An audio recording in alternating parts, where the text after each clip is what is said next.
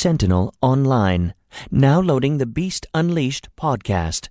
This is Megatron. This is the glorious Megatron. And this episode of the Beast Unleashed podcast features Stephen C. Phillips, Mike Blanchard, and Michael Wilson.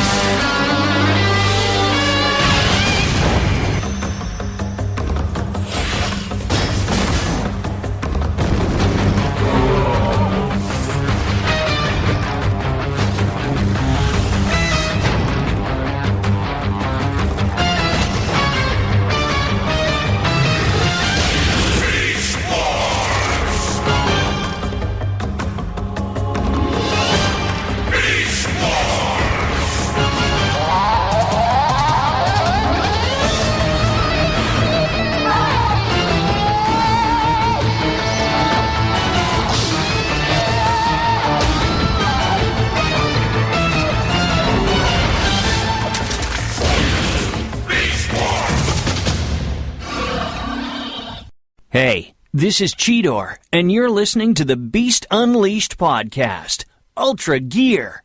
Hello, and welcome to the world's first ever Beast Wars Beast Machines review podcast. This is the Beast Unleashed podcast, brought to you by the GeekCast radio network. I am your host, Steve, Joe, and Mike, and I'm joined once again by Pecan Court and Michael. Hello.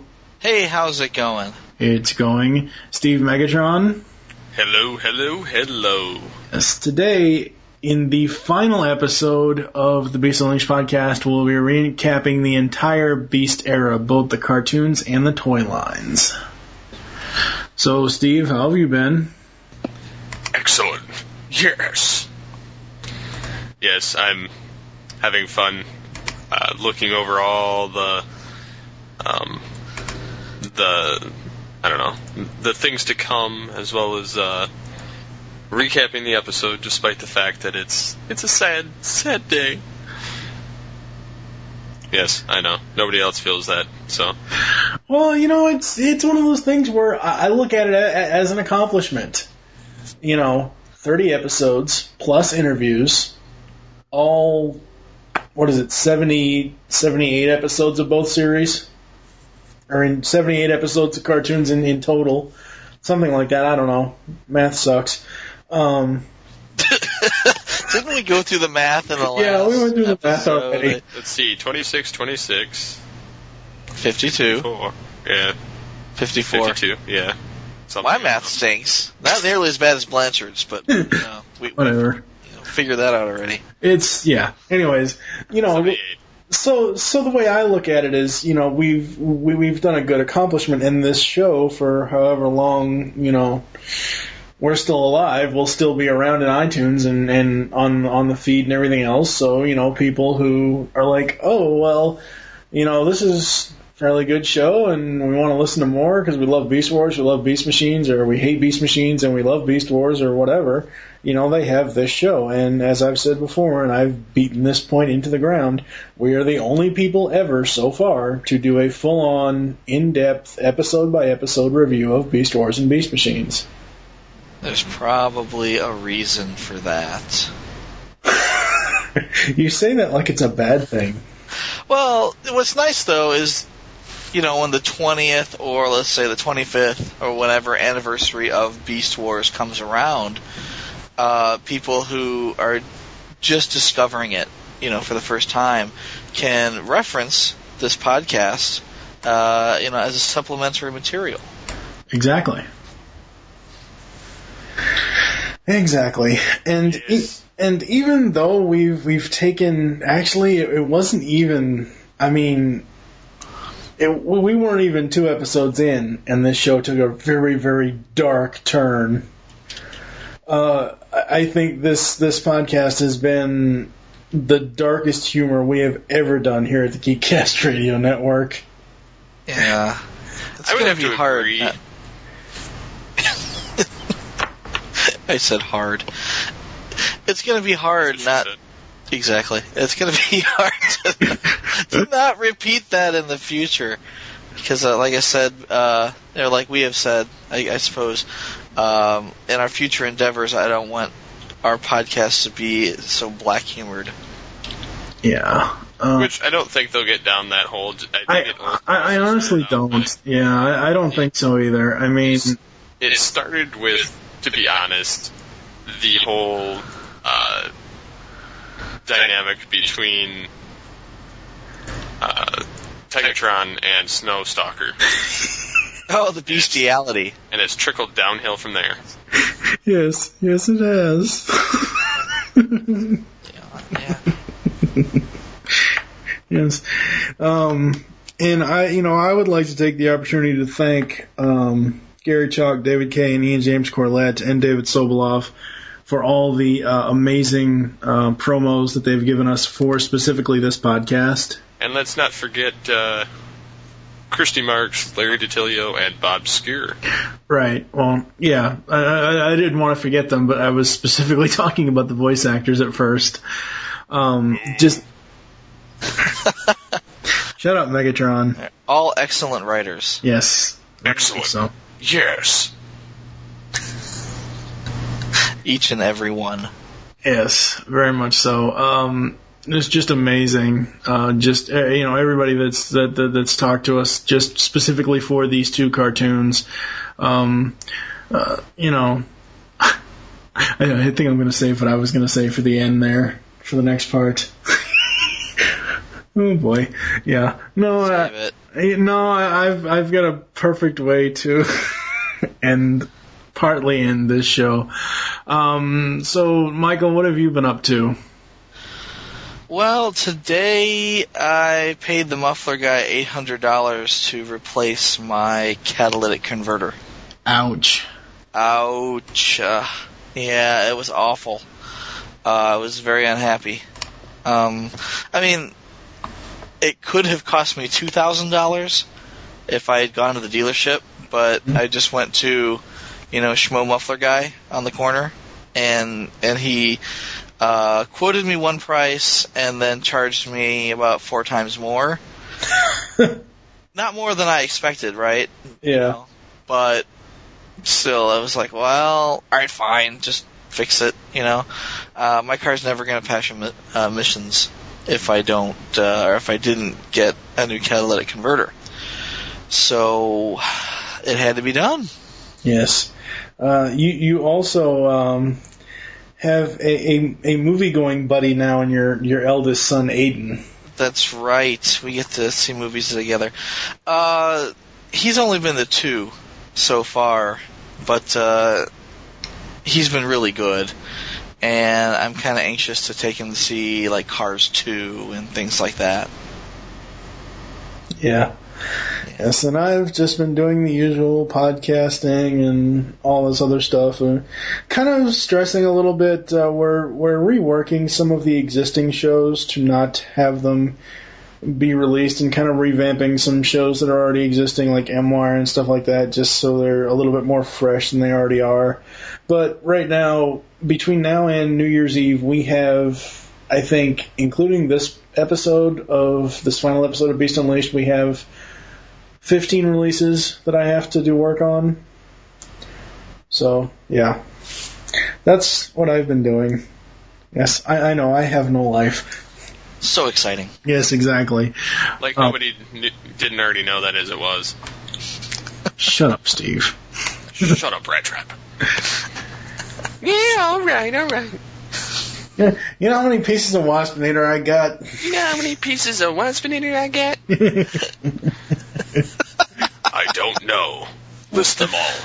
God, no. I'm sending Rat Trap and Cheetor to assist. No. And I think what we're going to do here is we've got several different topics, and the way that I've devised these topics is basically we're going to start with Beast Wars, obviously, so favorite episodes of Beast Wars, and then favorite characters from Beast Wars, favorite episodes of Beast Machines, and favorite characters of Beast Machines. During those 2 records, those 2 segments, Beast Wars will be one segment, Beast Machines will be another, so in between those you're going to hear random audio. So up next we're going to talk about our favorite Beast Wars stuff. You are listening to the Beast Unleashed podcast. No, not fair. Why is the leader minding our own business when bang! Gets whole stasis pod right off the kazootie. All right, so first up is our favorite episodes of Beast Wars, and I don't know if you guys made a list. I just listed off different episodes from each season that I absolutely like and absolutely can watch pretty much any time. So I'm going to start with Beast Wars, the two-parter that started the series off. I thought this was very well done. Some of the other ones I have in my list for Beast Wars are Double Jeopardy, Better Mousetrap, The Probe, Dark Designs, The Low Road. All roads lead back to the Low Road. Bullshit. No, it's not bullshit. It's bullshit. Before the Storm, Other Voices. Pretty much all the really good ones from Beast Wars. I pretty much listed all as my favorites because those are the ones I like Code of Hero, The Agenda. What are you laughing at? Code of the Hero. No, Code of Hero. So say we all. Optimal Situation, Feral Scream, Master Blaster, Other Victories, and Nemesis two-parter. I really like the storytelling that they've done with Beast Wars in the cartoon because, Larry and Bob can swear up and down that they had no intention of connecting it to G1, but I think that was one of the... I saw a G1 reference in almost every episode, and maybe that's me reading into it too much, but obviously the whole Crash to Earth in the Beast Wars two-parter, that was just like... the Ark and the Nemesis crashing. Right. No, there were parallels there, and there were references to G1. They wanted to put themselves in that G1 continuity, but I don't think it was decided until much later that that planet was actually Earth and that the Ark was there. Right. But no, the G1 references were there, definitely. Yeah. Well, it was throughout the whole series. Yeah. I think one of my most favorite episodes in Season 1, specifically out of the list that I have on here, is Dark Designs. I absolutely love that, when Rhinox goes evil, or supposedly goes evil. Right. That was, I have to say, probably my favorite episode. Yeah. What about you, Steve? What are some of your favorite favorite episodes from the 3 seasons of Beast Wars? Well, I would have to say that... to start it out, I'd have to say the prequel, Theft of the Golden Disc, would definitely be one of them, just for the sake of it showing prior to Beast Wars Part 1. Right. And it has David Kaye, so you can't get much better than that. So then I would have to say the Beast Wars two-parter, just because it was epic and it was a grand opening to the show that once you watched it, it drew you in. And from there, I liked Possession, which was one of the major episodes that tied in G1. I mean, it was spotted prior to, but it was one of the major ones featured. Starscream. Yes, I love Starscream in Beast Wars. Is Starscream going to be in it? Yes, Starscream's going to be in it. Yes. I just thought of something. Wasp Screaminator. Just stop. What? That's why in the Transmetal body they gave him a jet form. What? Come on. Wasp Screaminator? Come on, Michael. I'm Screaminator. Yeah, the Inator. Inator reference. Yeah, you could just call him Urinator. There, we're done with it. Yeah. Spell urinator. U-R-N-ator. Ater. There you go. There's an actual numeral 8 in there somewhere. Yes. The duplicate-inator. If you spell it right. Yes, and then more of my favorite episodes, I'd have to say, I love the Coming of Fuse Wars two-parter, just because it had a different vibe to it, and the grand revival of Optimus Primal. Of course, Agenda was awesome, because you get to see more G1 references. Yep. I loved Optimal Situation for many reasons. And then from there, I liked some of the other little smaller episodes sprinkled between in Season 3, but I would obviously have to say the Nemesis two-parter would be my grand finale, and the Nemesis Part 2 I would have to say is my ultimate favorite episode of Beast Wars. Yeah. Just because it's the final battle before they punk Megatron's ass and take him home. So they say. Yeah. We all know that didn't work out so well. What about you, Michael? Well, they're all good. It's like picking out your favorite kid. Yeah, it's hard to choose though. It is. I mean, there's just so many gems in the 3 seasons. I mean, I really liked Dark Designs, of course. I liked Code of the Hero. Code of Hero. The Code of the Hero. I liked Optimal Situation. I liked the Nemesis. I mean, all of them are really, really good. It would probably be easier to pick out the ones I don't like. Yeah, I have to agree with you on that. Yeah, I wasn't thrilled with Transmutate.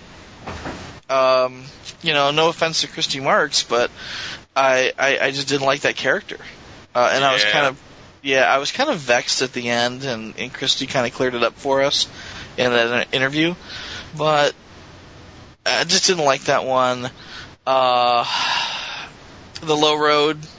I know this is like Mike's favorite episode, but it's not my favorite episode. I just think it's hilarious. Low Road. Ask him about it on the M-Wire. I just think I agreed with you guys up until I saw it again. Right. Well, that's what I think really differentiates this series from the Beast Machines, is that they have room in this series to just do an entire episode on fart jokes, which is fine. Okay, great, but I didn't like it. It wasn't my, not my bag, man. But other than that, there were some filler episodes that was like, oh, maybe we could have passed on that. But for the most part, I mean, there's a lot of foreshadowing going on, foreshadowing future story arcs, the secrets, almost conspiracy-like, being woven through the story, and then it ended on a really strong note. So, I mean, there was nothing not to like here. I mean, well, yes, there is. There's the Low Road. No. Transmutate. No. But, I didn't like Transmutate at first, just like you guys don't like the Low Road. I mean, I know you don't like them for separate reasons, but, and I went back and I gave Transmutate another fair, I gave Transmutate a fair shake, and I like it, but it's not an episode that I would just watch because I want to watch it. I don't know. It's just one of those things where it's not a bad episode, but it's still, like I said, it's not something that you can watch for enjoyment. The Low Road, well, up until the whole time Steve and I were plotting this whole thing out, this whole podcast, and we were discussing it and everything else, and I was like, oh, well, I haven't really gotten to it yet because I was still in my original marathon watch before we even started the show of the cartoon. And I hadn't gotten to it yet. I was like, oh yeah, I agree. I don't like it. It sucks. And then I got to it, and I just found myself laughing through the entire friggin' episode. It was so hilarious. And then he became Giggles for the rest of the episode. Oh yes, I love this episode. It makes me laugh. It does. It does, because it's not so much the fact that it's Rhinox Energon farting, it's the fact of what happens when he Energon farts, like the effects to the base and everything else. The other thing I gotta say is that I like the giant explosion it showed in space. and then he starts saying, Uranus is bleeding! Oh my god. But other than that, I don't really care for that episode. Yeah. I got to give high praise to all the writers, but specifically Larry DiTillio and Bob Forward. Larry DiTillio can write some awesome stories. He really can. Absolutely. Bob Forward can too, but I mean, I mainly knew before this, I knew Larry as a writer on He-Man, and even though the He-Man Masters of the Universe 1983 cartoon was specifically one-shots, they were some pretty compelling half-hour cartoons back then, and Larry just didn't disappoint with this cartoon either. Right. That was another excellent interview that we had. Yes. Oh, so excellent. Larry's a good guy. Yes, he is. So, Steve, do you want to talk about the comic really quick? Yes. And to tie this in, it actually does bridge the gap. And I'm not talking about the fan productions made for BotCons, because, one, I haven't read them, so I'm not very well versed in them. Two, I do know that they do to some way tie back into it, but I don't know how. But I'm going to stick to the IDW comics, since it takes place during Season 2, where people, basically Magmatron gets tired of the bullshit on Cybertron, and is sent by the Tripredacus Council to bring back Megatron, and he activates all of the stasis pods that were left behind, and Razor Beast is a Maximal sent from Leo Convoy to infiltrate, and he turns half of the pods into Preds and half into Maximals, so you have, again, another warring faction in the Gathering. They also revive Ravage from Beast Wars, which was cool. But between the Gathering and the Ascending, it is chronologically phased into a few seconds into the past or something, or into the future, to the point that the beasts of the regular world can't see them, but they can see the others. And okay. So that's how it's weird how that works, but it's like during the Ascending, they could see Depth Charge coming out of the water when he finally came out of, his pod and everything. And they thought they were attacking, and they're like, "No, you idiot! He can't see us," and they were phase shifted. Yes, and so phase me out, Scotty. Yeah, thank you, Star and so Trek. Basically, there's this character named Shakarak, who basically looks like Rampage and indestructible and has the Dark Matrix and all this other bullshit. He's on Cybertron with Heralds of Unicron, and he's supposed to be the new form of Unicron, or the new coming of Unicron. And through some kind of weird dark energon that they pull in there, Magmatron basically tells him, "Look, you're a tool." And he's like, "Oh, shit." So he kills himself and gets locked in the nether zone of the chronologically phased, sending Magmatron back out. And, of course, Cybertron's been ravaged by this giant war going on between these groups. So, at the very end of the comic, to take this full circle, you see Megatron coming down from the sky, landing on the ground, and you see the Maximals that are left saying, "Well, the good thing there's no other threats coming our way. Cybertron's pretty much in ruins." And, Megatron's standing there basically taking survey and of the area, like, "Haha, fuck you." And so that's basically the instant prequel to Beast Machines. Right, yeah. I'm probably going to have to find that comic at some point and read it. You can actually find the trade pretty cheap, actually. Cool. So I guess we're going to talk about some favorite characters. And for me, here's my list. Cheetor, duh. Waspinator, Megatron, Rhinox, Chain Gun of Doom, Rat Trap, Silverbolt, and obviously Optimus Primal. You're just naming them all. No, I'm not. You left out the dead ones. Yeah, exactly. I left out Pterosaur, Scorponok, and everybody else. Airazor. Yeah, Airazor, Tigatron, everybody. But one of the things, and I've brought this up before, one of the reasons why I love Cheetor is he's pretty much Rodimus Prime for Beast Wars. Rodimus. Huh? Hot Rod, let's say. Well, yeah, but, Hot Rod to Rodimus Prime, but you know what I mean. It's kind of like getting to watch Hot Rod grow up. Yeah. Instead of just having some, idiot kid who basically gets Optimus Prime killed, getting handed the Matrix, now you have an idiot kid who kind of grows into an idiot young man, who then grows into a more accomplished leader. Yeah, okay. Well, I mean, it's the same thing, only stretched out between the beginning of Beast Wars, where he doesn't take commands, and at the end of Beast Machines, where he's an oracle, seer, and leader of Cybertron. So yeah, I mean, by the time you get to the end of season 5, let's call it, you don't mind him being the leader. It makes perfect sense. Whereas in Transformers the movie, you're like, Hot Rod, what the fuck? You might as well give it to Bumblebee. Hey. I agree. You fucking Rodimus Prime hater. Anyways, you Hot Rod hater. Hot Rod. One of the reasons why I love Cheetor is, as Michael just said, the evolution of the character. I like Cheetor for each incarnation that pretty much each body type he's had. Each body mold. His beginning, his Transmetal 1, Transmetal 2, and then obviously Beast Machines.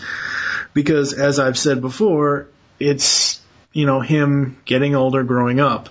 And I really like that they brought that character development in, and I like how they continued it in Beast Machines, even though Beast Machines was a separate production from Beast Wars.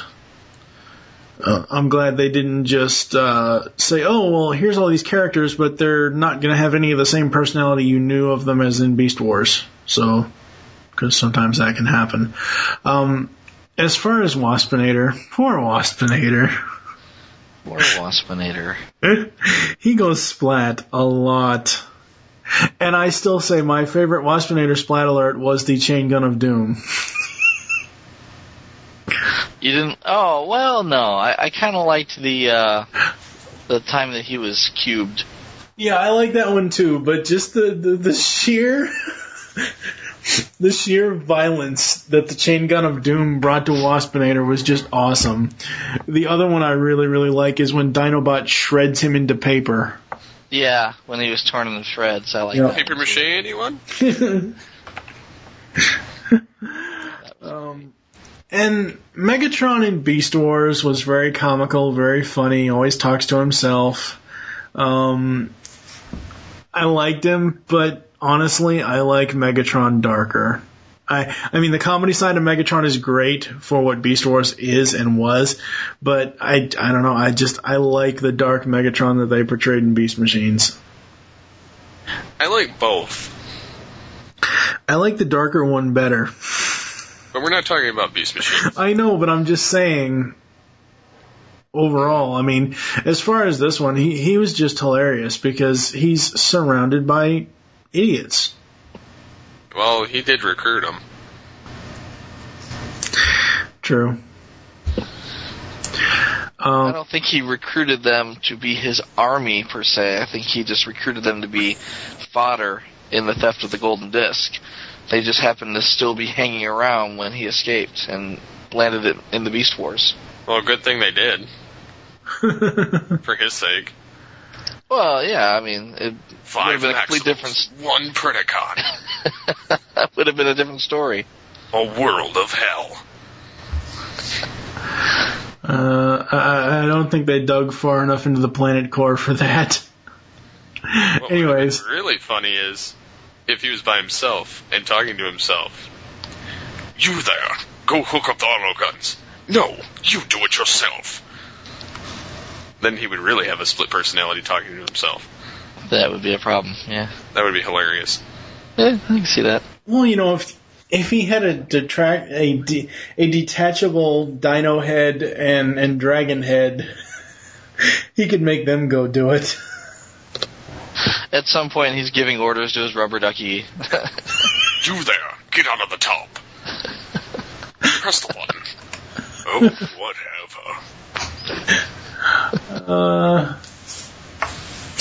That's so funny. Rhinox is kind of meant to be, I guess, a mystic in this. I think really where I really liked Rhinox was when he was using the Chain Gun of Doom, or when he was in Dark Designs. Other than that, I mean, he does have some really great lines. I love the loudspeaker thing in one of the episodes where there's this giant set of loudspeakers that he's talking to Megatron through, and there's this feedback noise at the end. I like that. But Rhinox really isn't like on the top of my list of fairly good character. I mean, he's a good character. He's a nice set off to this, and he's kind of like a Ironhide for Beast Wars, except he has Mystic Rhino powers. Well, basically, he's like Ironhide mixed with like a Brawn and a Ratchet all rolled into one. Yeah. With a little bit of Wheeljack in there. Yeah, I don't know who you would mix Rattrap with. He's more of a Wheeljack mixed with Mirage. Yeah. And then, of course, Silverbolt. What were you going to say, Michael? I so don't see that, but yeah, okay. Well, Wheeljack in the sense of he builds things. Yeah, I mean, I think that... And Mirage in the sense that he's cocky, doesn't care for the mission, and he can get in and out of places without being seen. Okay, I'll buy that to a certain extent, but I really think that, Rattrap is, pardon the pun, his own animal. He's a rat in a trap. Exactly. No, I mean, just, his whole personality is very unique. And, it's just different from normal characterizations you would find in these cartoons. Yes, I would have to agree with that. And the lone wolf, the lone hero of the bunch, the altruistic hero, always has to be a heroic character, Silverbolt. When I first saw Beast Wars, I didn't really care for Silverbolt because he was so cheesy, but he's grown on me. I still prefer Beast Machine's version better than Beast Wars, but that's just me. I don't know. I like him overall, but I don't know. I don't know where he would rank for me. I mean, like obviously Cheetor and Waspinator, they're my top two. And then, of course, Optimus, What do we want to say about Optimus Primal? We follow Optimus. Period. Period. Now, you're getting ahead of yourself there, Michael. Oh, man. I like all the references to Optimus Prime for Optimus Primal. Obviously, more so when he gets optimalized in Optimal Situation. You mean optimized? I said optimalized because his name is Optimal Optimus. It's not like Autobotly. It doesn't sound right. It sounds fine to me. I need to make up more words. You'll get your chance in TAP. Oh, Lord. Oh, there's plenty of made up words in TAP. What else do we want to say about favorite characters, Steve? What do you want to say about like Megatron or whatever? My original favorite character was Optimus Primal, I would have to say, to start out with, when I first saw this. Although Megatron was a close second. Nowadays, like actually since probably 2004 of watching it onward from there, I've loved Megatron since then. And I haven't deviated from it. But I definitely like the designs and the looks of both characters. I love how polar opposites they are on everything. Yeah. Both their personality styles. Primal's more of a gung-ho leader, willing to try anything, especially when he says things like, sometimes crazy works. And then you got Megatron using anybody and anything he can, including the proto-humans, to further his needs. The death of Tarantulas. I mean, just things like that in general just show how freaking cocky he is. And I just love the menacing voice that is thrown onto Megatron as well. I just realized something. Besides the fact that Steve can pretty much copy the sound almost just like David K. does Beast Wars Megatron's voice, he has another thing in common with David K. Steve liked Optimus originally, and then he switched to Megatron. David originally played Megatron, and then he switched to Optimus. Although he originally, I think, auditioned for Optimus Primal and Beast Wars as well, didn't he? Right, but as we all know, he's the only Transformers voice actor ever to switch from bad to good. Or anything. True. But, yes, that is kind of cool. But, so I definitely have to say Megatron's my number one, just because his grand transformation all the way through to the end, he's just a beast, to, put it lightly. And then, yes, play on words. Then I would have to say Optimus Primal secondly, just because he had some of the, most awesome lines towards the end in Season 3, and he had also this growth between the series that I'd have to say I definitely liked on him. And especially for the fact that they tried to harken back to Optimus Prime with him a little bit. Mm-hmm. After that, I'd pretty much say that there's only a few other ones that stand out in my mind. Rat Trap, just because of all his witty, sarcastic remarks and the fact that he blows the shit out of both Waspinator and Tarantulas on almost an episode-by-episode basis, if he gets the chance. Yeah, very true. And he looks kick-ass.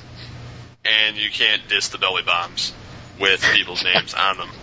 Yeah, no, you can't diss the belly bombs. You also, Michael Wilson, cannot diss the Transmetal 1 Rat Trap. I love that design. I can, yeah. No, you can't. You're not allowed. I love the Transmetal 1 Rat Trap design.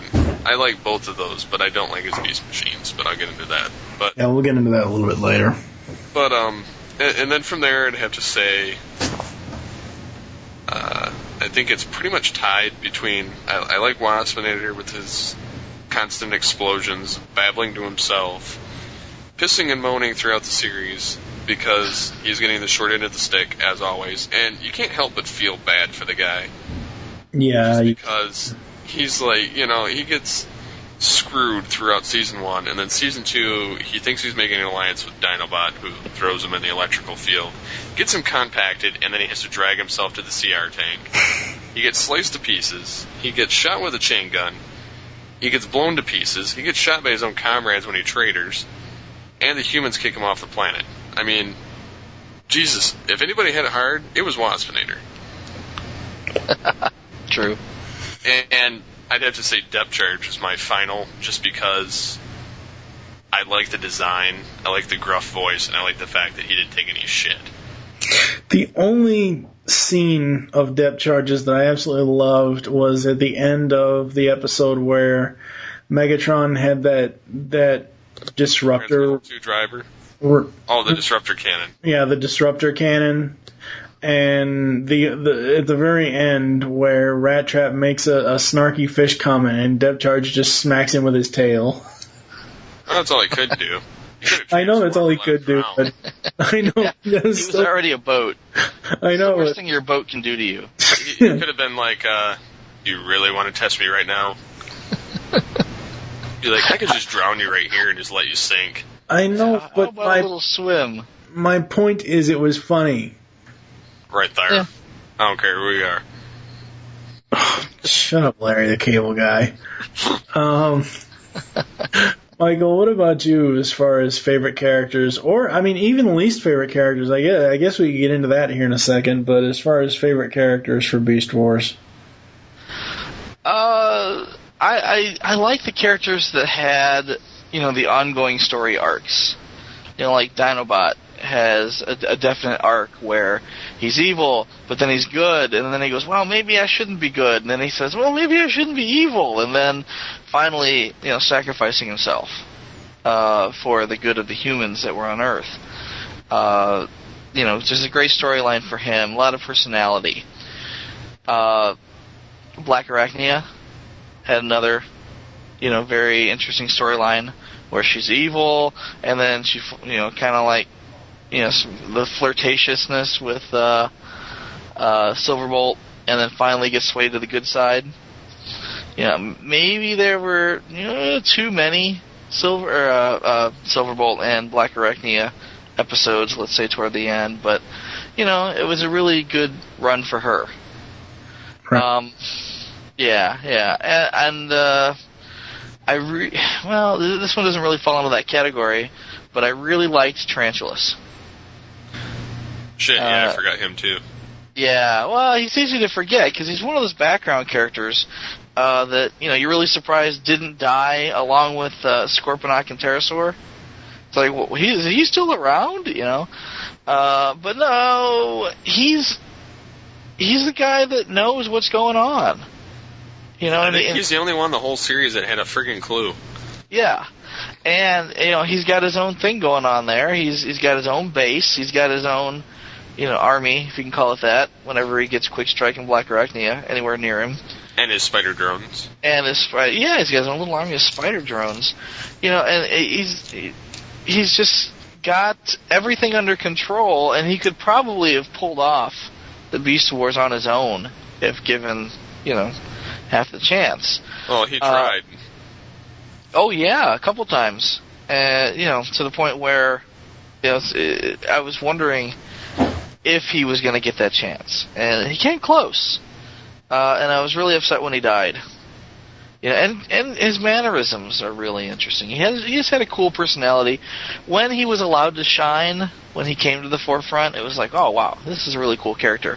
But it just wasn't creepy as hell. Exactly, yeah. But it just wasn't as often as let's say a Black Arachnia or a Dinobot. So there's that.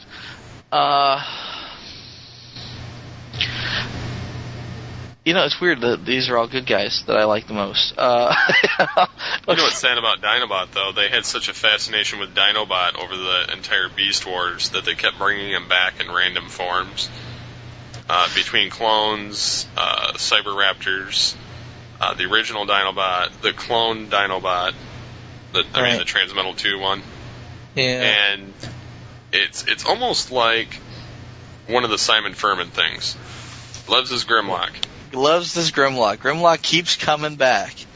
I almost wish that the story, and I'm sorry to interrupt you, Michael, but I almost wish the story would have taken a slightly different turn for Dinobot to, and I'm not saying that I don't agree with what they did with Dinobot. Obviously, he had to go out on, the note he went out on, but I almost wish when they got to season 2 that they would have transmetalized him in the clone design, because I prefer the Transmetal 2 clone design, just that whole aesthetic, to the original Dinobot design. Yeah, I never... Well, you know what? I shouldn't say I don't like that design. I should say I don't like the toy. Well, the toys throughout Beast Wars didn't do them justice. Yes, and we'll get to that a little bit later. Yeah, no, I mean, just the... there's barely any articulation. It's just not a very good toy. It's got this huge rubber tail that gets in rubbery tail that gets in the way of everything. Yeah, it's just a big pain in the ass. But to digress, Cheetor's story arc as well, as far as him evolving and growing, was really nice. So there's one good guy that I liked. I don't think I really had any characters that I didn't like. I couldn't stand every now and then I could stand Inferno, but for the most part, Inferno, outside of his voice, I couldn't stand the characteristics of him because, as Megatron so eloquently put it, the ant has a glitch, or whatever Megatron said in that episode. The ant has faulty programming. Yeah. Well, that is an excellent point, in that even though there's some characters, like, let's say Quick Strike, that are just plain dumb, or Inferno, who's got issues, but he's got his place. Right. They need cannon fodder basically on the bad guy side. So, but the point I'm trying to make is that they were infused with enough personality that you didn't want them to just die off outright like poor Pterosaur did. It's the writing to a certain extent, but at some point, it's the voice actors. Oh, yeah. And the voice actors here, just top-notch guys, shot it out of the park every time, possibly with the exception of that quick G1 Megatron cameo that sounded like ass. But other than that, just really top-notch work, and you really got a feel for the characters. And, early on, the animation wasn't all that great. Maybe it was harder to convey emotion or, character mannerisms with that old, ancient 1996 style animation. But it always, the context always came through because the voice actors did such a good job. Yes, very much so, and I'm hoping that at some point, of course, no one knows if this is true or not. I'm hoping that if Shout Factory does get the rights to Beast Wars to be able to re-release them on DVD in some anniversary capacity or whatever, that we get those videos that were on YouTube about the behind the scenes of Beast Wars things. I hope to God those are on a DVD at some point. And I hope we get more than just that, though. Yeah, because let's be honest, outside of the complete first season DVD where you had interviews with Larry and Bob, and you had a couple other things, the Rhino Beast Wars DVDs, as far as special features, really suck. Are lacking. No. It's not just lacking. They flat out fucking suck. Well, I'm not going to deny that either, but... And I think the only decent disc set that actually, like the container actually looked halfway decent was Season 1. In terms of the case, it doesn't like bend or break. Yeah, I liked all 3 season cases. I thought it was really cool the way they designed them and stuff. So, but I mean, just the features itself. I mean, you only had an interview with Larry and Bob, so that kind of stinks that it was only those. Well, the UK version, or Australian one, whichever it was, actually looks halfway decent. Mm. But we got screwed. Yeah. That's just the way the beastie crumbles, I guess. I don't know. That's just the way the spider crumbles? Oh, no more spider cat rape, thank God. I wasn't bringing that up. I said specifically, like, as in tarantulas getting crushed by a rock. Oh, yeah, the rock splats. Yes, that's why it crumbles. Yeah. So do we have any... Of course, we're going to do a final thoughts of everything at the end of the episode, but do we have anything else we want to say about Beast Wars, whether it be episodes or characters? I don't think that I've seen a cartoon since that... has been, as consistently well written. Yeah, I can honestly agree with you. Yeah, I mean, animated, maybe in the sense that, certain parts of it were a little derivative, but it was reimagined. It was G1 reimagined in such a way that it was, so captivating, but it was like, wow, that's really cool how they did that. Mm. And they had... enough respect for the fans that they drew upon every aspect, every genre, or every Transformers series over the years, and I really liked that, but I can't say that. The art was really well done, and the animation was pretty good, but no offense to Derek J. Wyatt, but it wasn't as groundbreaking as what we saw in 96. And then in 97 and 98, the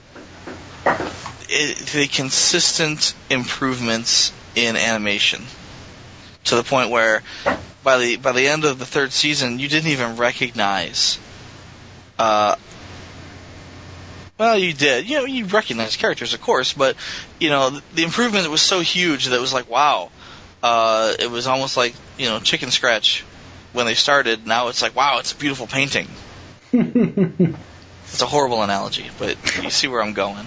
Yes. You get the point. And on that horrible analogy, we're going to head to the Beast Machines discussion. Would it kill you to raise a shovel? Respect my authority.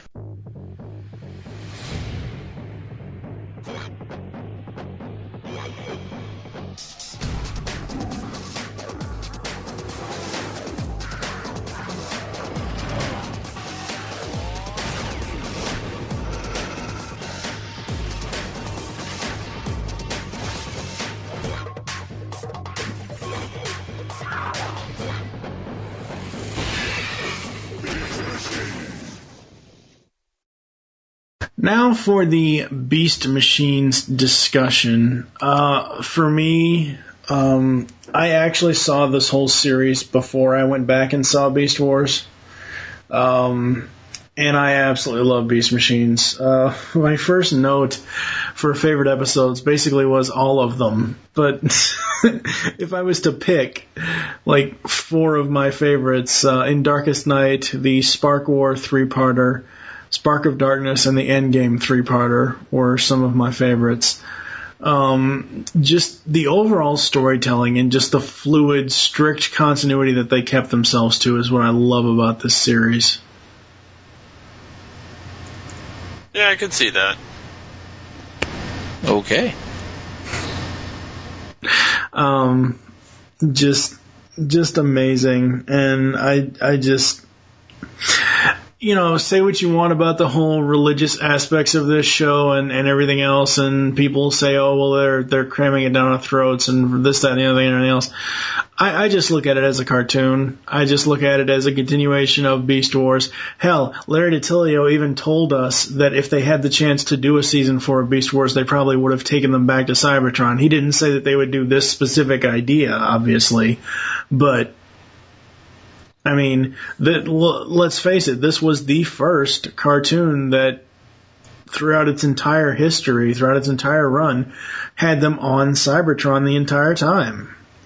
Every other Transformers cartoon has been, oh, well, we were on Cybertron, but we had to leave, we're on Earth now, or we're on planet Nexus, whatever, You know what I mean? So it was kind of refreshing to have a Transformers cartoon on Cybertron.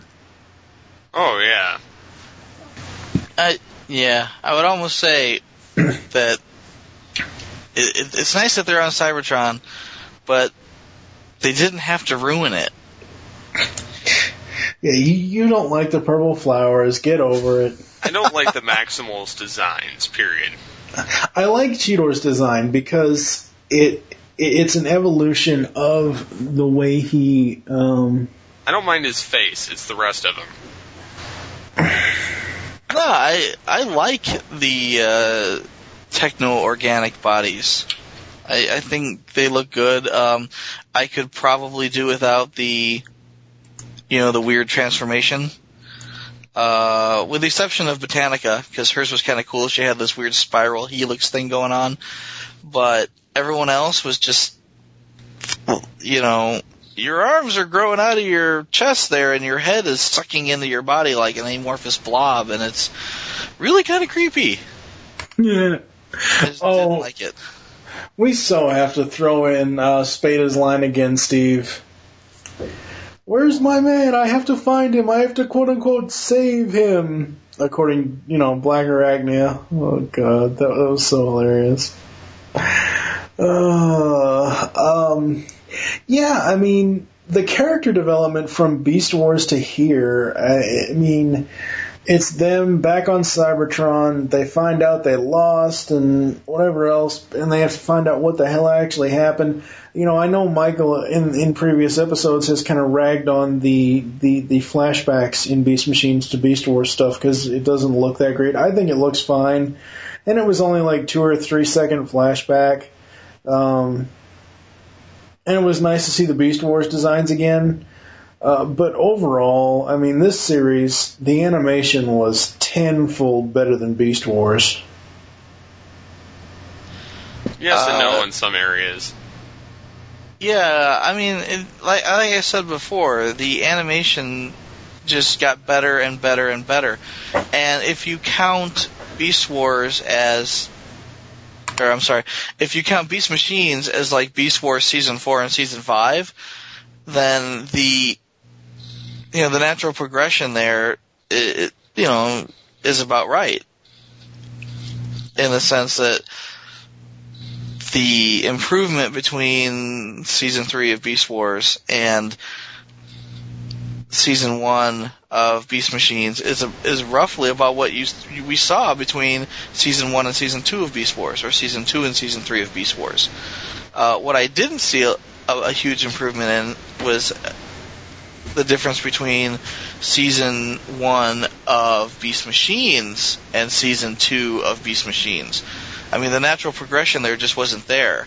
In fact, I think they went back a little bit, especially in Beast Machines when they tried to include flashbacks that were not re-rendered.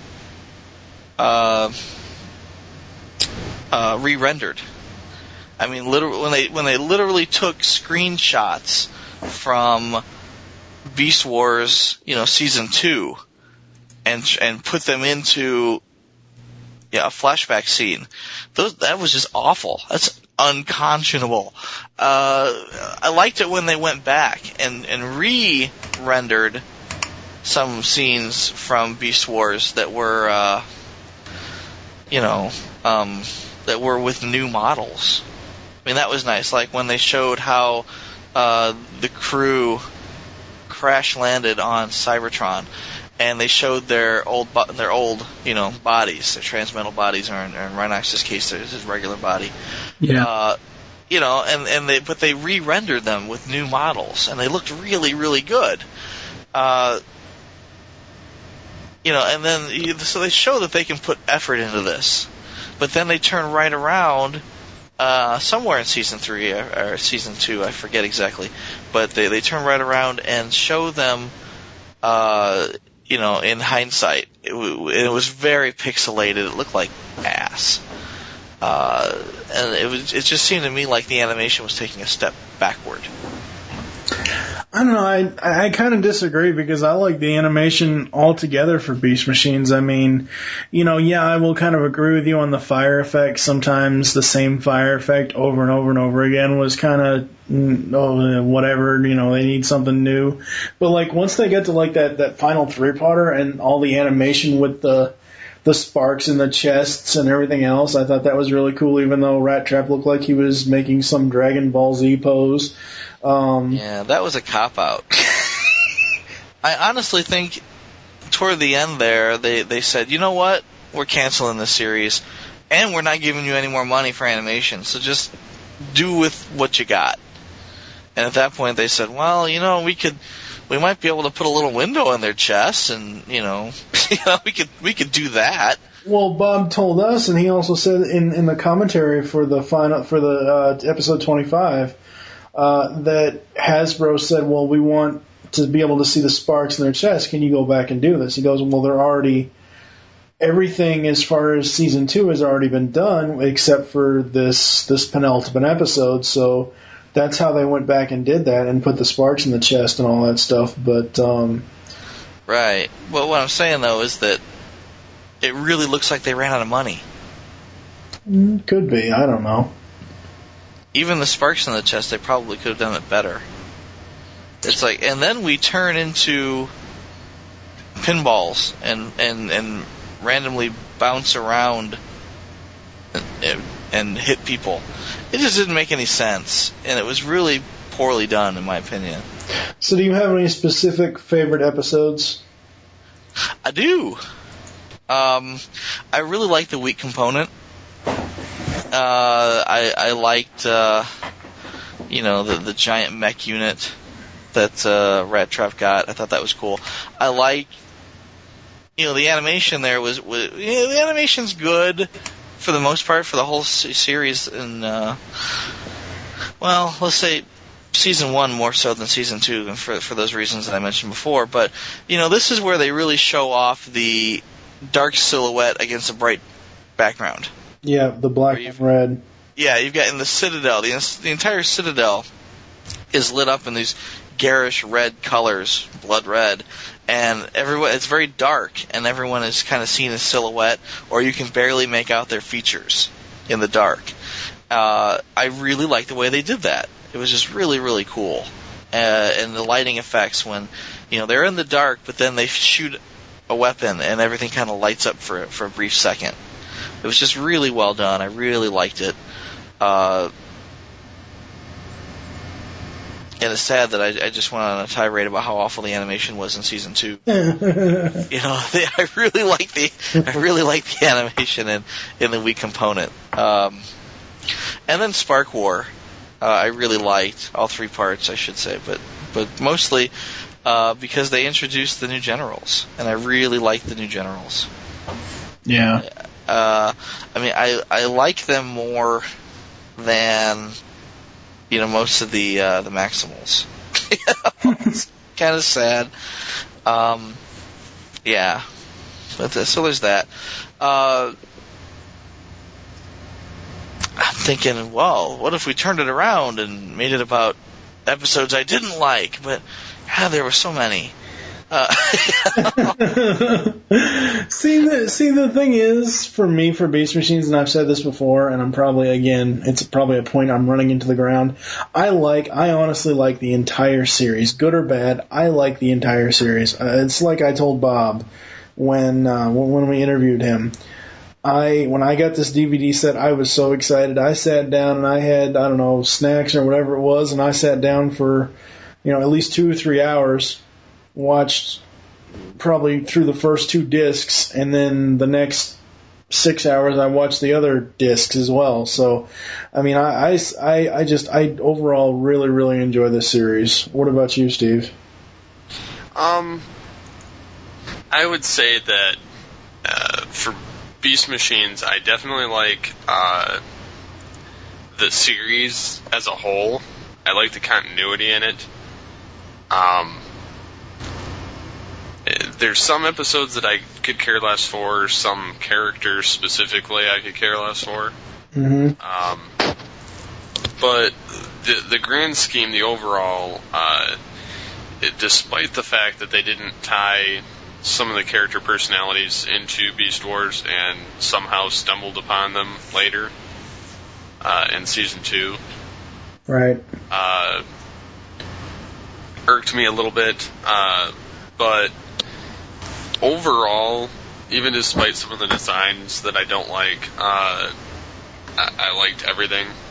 I liked Megatron getting a little darker just because it shows that age is worn on him.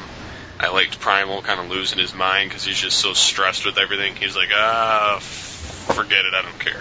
And then Cheetor's like, Optimal, pick up your balls and kind of do your job, or I'll do it for you. So I mean, it's kind of just a lot of it's role reversals. A lot of it's nice to see. As far as like episodes, I pretty much just like.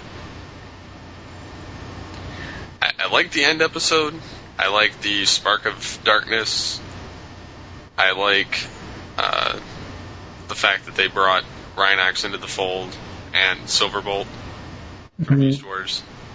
And I pretty much like the first 2 episodes of Beast Machines. But other than that, like, the other ones are kind of like, I like them, but they aren't my favorites compared to the other ones.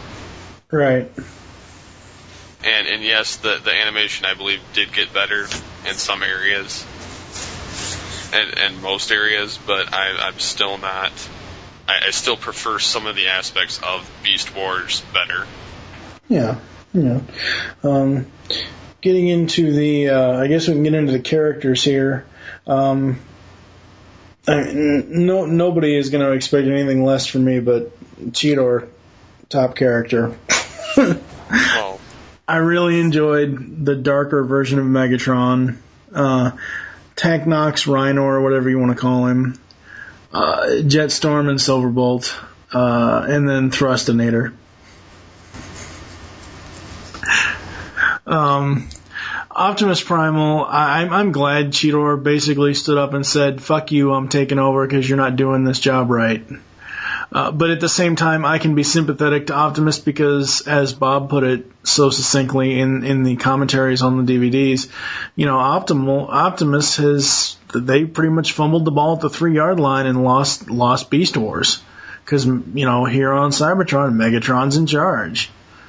So I can kind of sympathize with him as far as his guilt, but I don't know, I don't feel that he had the same character quality that he had in Beast Wars. Yes, the voicing of him by Gary was awesome in Beast Machines as well, but I just didn't like the way the character took that turn. I know, and I know Michael will agree with me, I know everyone's hated character in this series is Night Scream, or... Hate him. Or I guess we could say Frenzy, which became Night Scream. I agree. But one of the reasons why I liked Jetstorm was because he was so just, I don't want to say despicable, but he was so sadistic and so just hilarious, because you've got Black Arachnia trying to make this play on Thrust because she thinks Thrust is Silverbolt. Well, oops, Jetstorm was Silverbolt. And the two of them, Jetstorm and Black Arachnia, even have, a few exchanges of hints of, playing around with each other and teasing each other. But I love the way they brought Silverbolt back as the Dark Knight. I just enjoy that much more than the annoying, cheesiness of the hero character that he was in Beast Wars. And I really love his robot mode design. What about you, Michael? Again, which ones do I not like? No, I think as far as the ones you don't like, it's got to be Night Scream. Don't like Night Scream. And Night Scream and Noble. Well, I don't like the way that Noble ended. We'll put it that way. I didn't like that. I mean, I thought it was a nice. When I say it's a nice twist. Yeah, it's like a twist. It's like, ooh, he's actually Megatron. It's kind of like the orange spark. Or, ooh, it's really Megatron. It's like, it's so obvious to everybody but the Maximals that, oh my god, look, it's Megatron. Oh, of course it's Megatron, you dumbass. But, who do I like the most? It has to go down with the bad guys, I really liked Jetstorm, because he's such a chatty bad guy. He's just like, I'm here, and I'm going to talk you to death. I like that. Because he's got great lines. He's funny. And also, Megatron wasn't as strong of a character through here. Like we said before, toward the end of the series, he may have gotten back some of his personality from Beast Wars, but he was just so grim early on.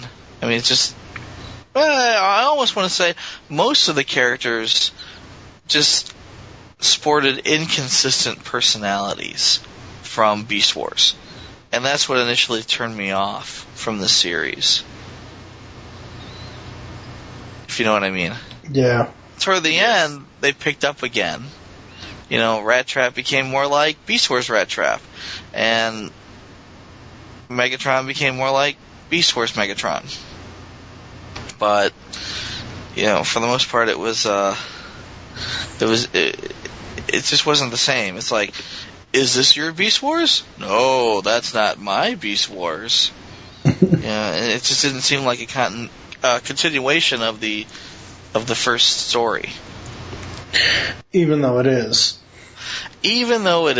Yeah, exactly. but yeah, I mean, I really like Tankor, and not just because he became Rhinox, or specifically Dark Designs Rhinox. Yeah. Which was, again, Dark Designs was one of my favorite episodes of the Beast Wars. But,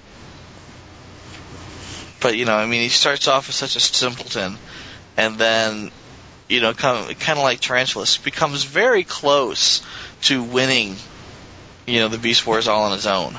Or, not the Beast Wars, but the current conflict on Cybertron. Right. He almost, if he had just planned ahead a little more, he could have took it all for himself. It would have been him. I like that. And again, I like Botanicca's transformation.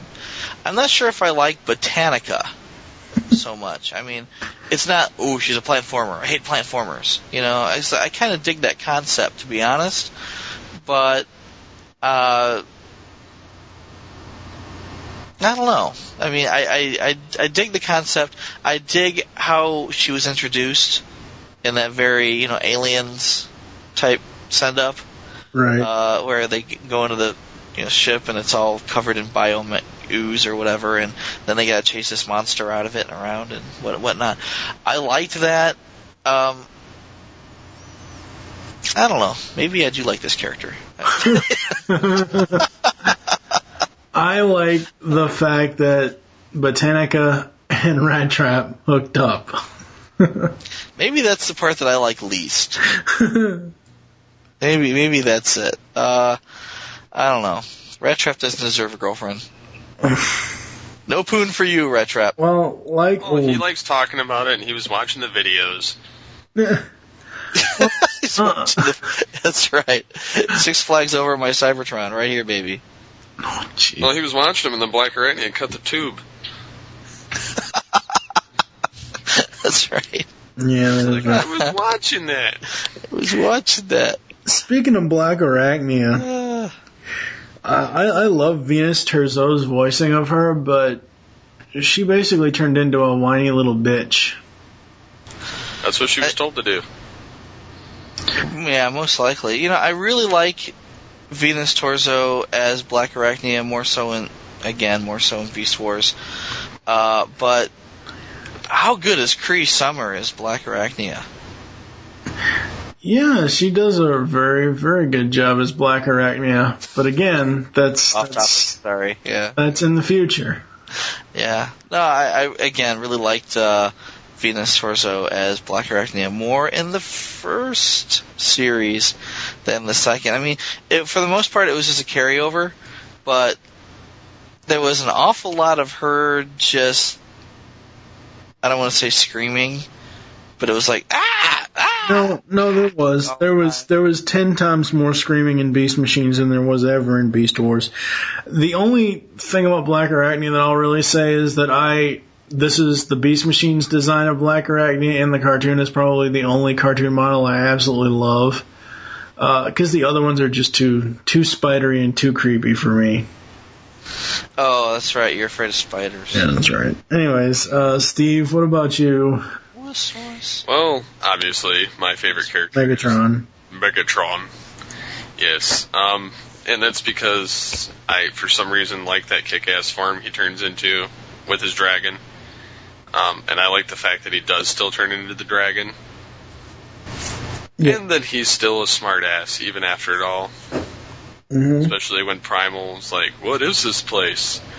I call it my throne room, Optimus Primal. Just screwing with him in that sense, and then, saying, maybe if you'd won the Beast Wars, things would be different. So I mean, between that, I love that. I don't like what they did with Primal in this, or Rat Trap for that matter. So, I could care less. I'd have to say I like the nice twist they took on Rhinox with Tankor. Yeah. Just because it kind of calls back to the Dark Designs, where he stuck it to the man, which was Megatron both times. Only this time Megatron kind of expected what Rhinox was going to do because he allowed it to happen, and B, he learned what Rhinox did the last time. So he knew what to look forward to. So I like Rhinox as Tankor. Another character I like is Thrush, just because it's Waspinator, who doesn't really get to blown to scrap until the end of Season 2. And he's got Inferno's voice, basically. And he's kick-ass. Well, it's Jim Burns voicing Thrust, but it's not the Inferno voice. No, but you can still hear inflections of it. Yeah, I guess. On occasion. Yeah. But I'd have to say I like all three of those characters, and yes, I know they're all Viacons.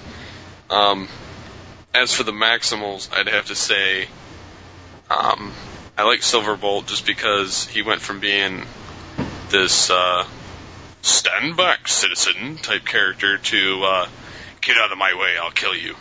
Just just complete polar opposites. It was crazy what they did to him. I wasn't too fond of his robot chicken form or his robot form for the most part, but it kind of grew on me a little bit by the end of the series. But I'd still say that he's still a pretty badass character. So, other than that, I don't really know. I mean, I don't really care all that much for half the other characters. I mean, Let's be honest, this was a series that didn't have a whole hell of a lot of characters. I mean, you've got the 6 Maximals, because I'm counting Silverbolt and Rhinox. You've got Megatron, his drone, and then Thrust, Tankor, and Jetstorm. And then you got the 2 new generals, Strika and Obsidian, later. But, I mean, it's not like Beast Wars where you had multiple Maximals and multiple Predacons come in. So, I don't know. I guess, do we have any other thoughts for Beast Machines? No.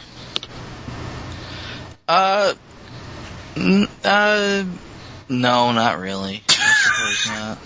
I want to say, though, that I'm as many faults as I find with Beast Machines, I'm not sure quite who's to blame. I really want to blame the animators, because, or maybe Hasbro for cutting off fundage, But after spending 2 hours talking with Bob Skier, I just don't want to blame the writers. No, it's not. He seems like a great guy. He's really got his act together. It sounds like he's done really amazing things in the past. To branch off a little bit, we just got the complete series of Wolverine and the X-Men, and I primarily got it to watch myself, but Aiden is enjoying it too. But right up front, they have the love triangle between Wolverine and Jean Grey and Cyclops. And, I had no idea, but Bob Skier was the guy who invented that. Yep. So, I mean, the guy's got a distinguished career. He has contributed to canon across, multiple franchises. I don't think that we can blame him, unlike what everyone else says, but I don't think we can really blame him for the problems that this series had. A lot of it had to do with Fox. Yeah, exactly. He told us as much. But and there's, again, animation problems here and there, and I'm almost positive they cut fundage toward the end. Just said, you know what, we're not going to pursue this anymore, and we're not giving you any more money. That's why the optimal design came out of the closet, and the tarantulas, and the depth charge, and yeah, with instead of creating entire new models like with Transmutate, they said, we really gotta piece this crap together with what we already got. Yeah. It was just a mess, and the visual storytelling was awful. Fight scenes entirely made up of close-up shots of people's faces. It was just really bad. And again, I don't want to say, "Oh, Bob, you suck," because I don't think it was his fault. No, it wasn't. I don't want to place the blame at his feet. Somebody's fault. Someone's head shall roll for this crap. But it just wasn't. I hate to say it. It wasn't Larry DiTillio. It doesn't compare to Beast Wars. But yeah. There's that. All right, so up next we're going to get into the toys discussion for both of these series. We're going to turn Cybertron into a giant mud pit. The Beast Unleashed podcast. Butthole bag. Boil 'em, mash 'em, stick 'em in the stew.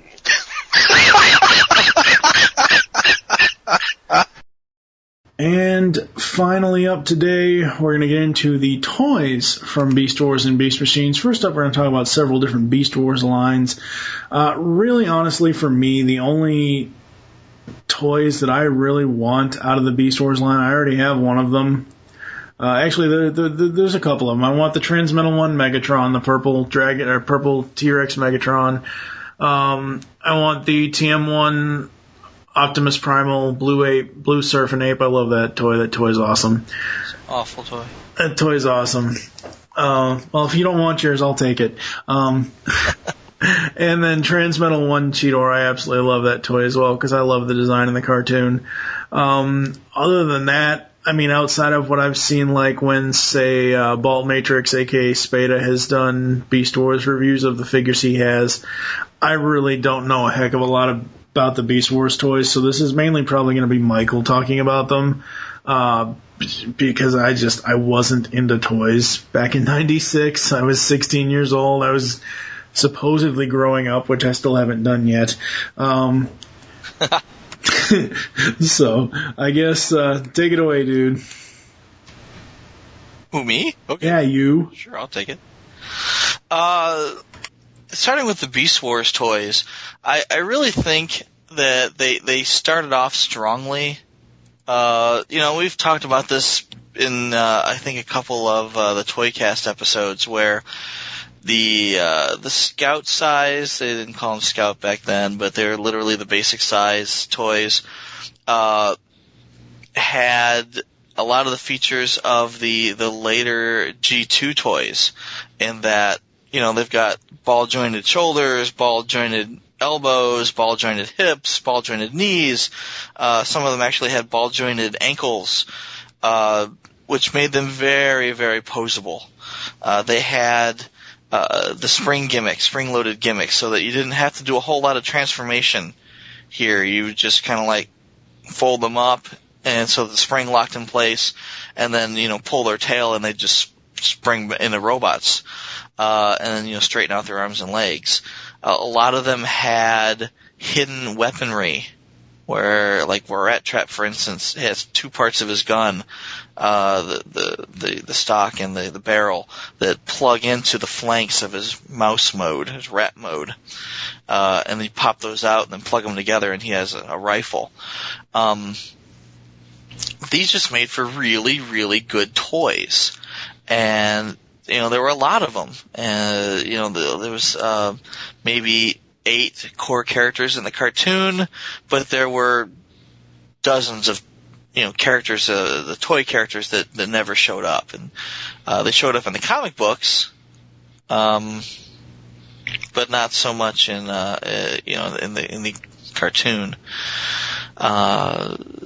Later on, when you get into Transmetal toys, those were, I don't want to say a step down, because, you start to lack, well, let's say you don't get that spring-loaded gimmick anymore, for one, and for two, you don't get much of the hidden weaponry anymore.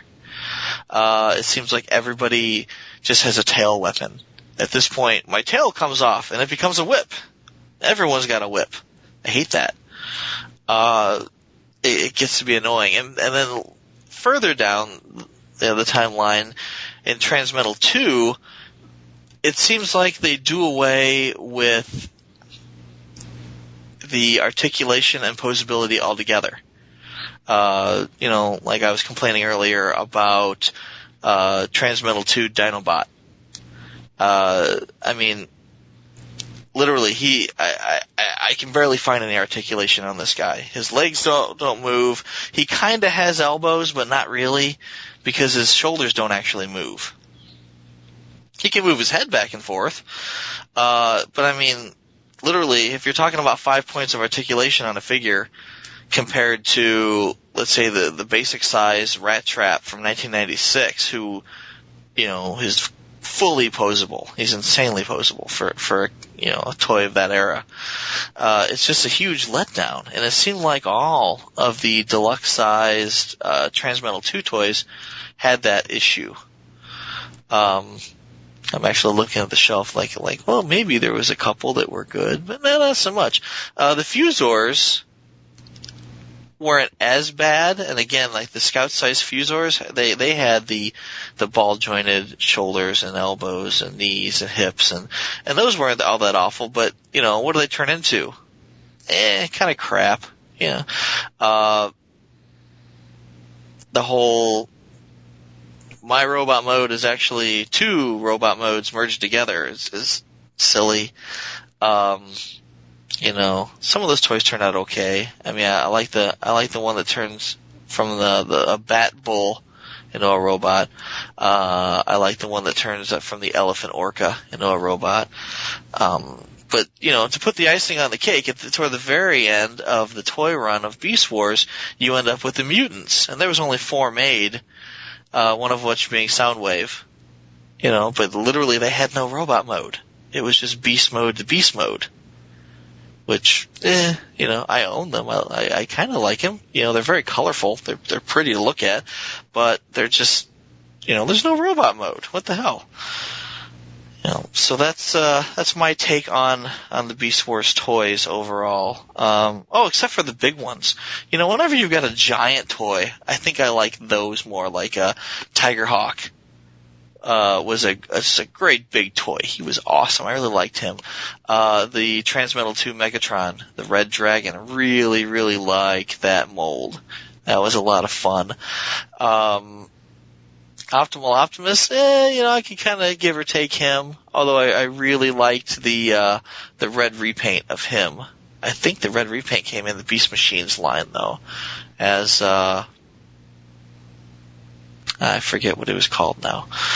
And lastly, I really like the combiner sets. They had the Magna Boss, and I think it was called Magna Boss. It was the 3 Maximals. It was an elephant and an eagle and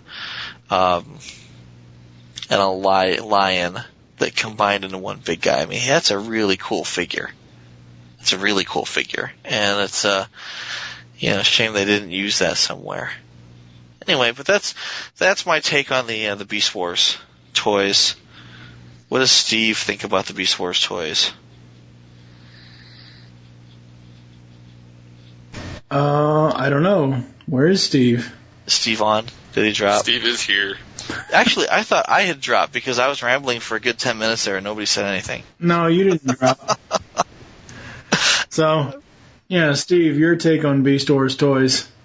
Definitely I'd have to say I like the... granted, there wasn't that much detail on the initial Beast Wars toys. I mean, there was, but there wasn't. I mean, that's why they did the revisited, especially the Optimus Primal and the Megatron. Not a lot of paint. I think what's that? I think the detail is there, where, you know, the molds themselves have a lot of detail molded into the plastic, but each one has maybe 2 colors. Color plastic, and maybe a little bit of accent paint, but that's it. There's just not a whole lot of painted on detail.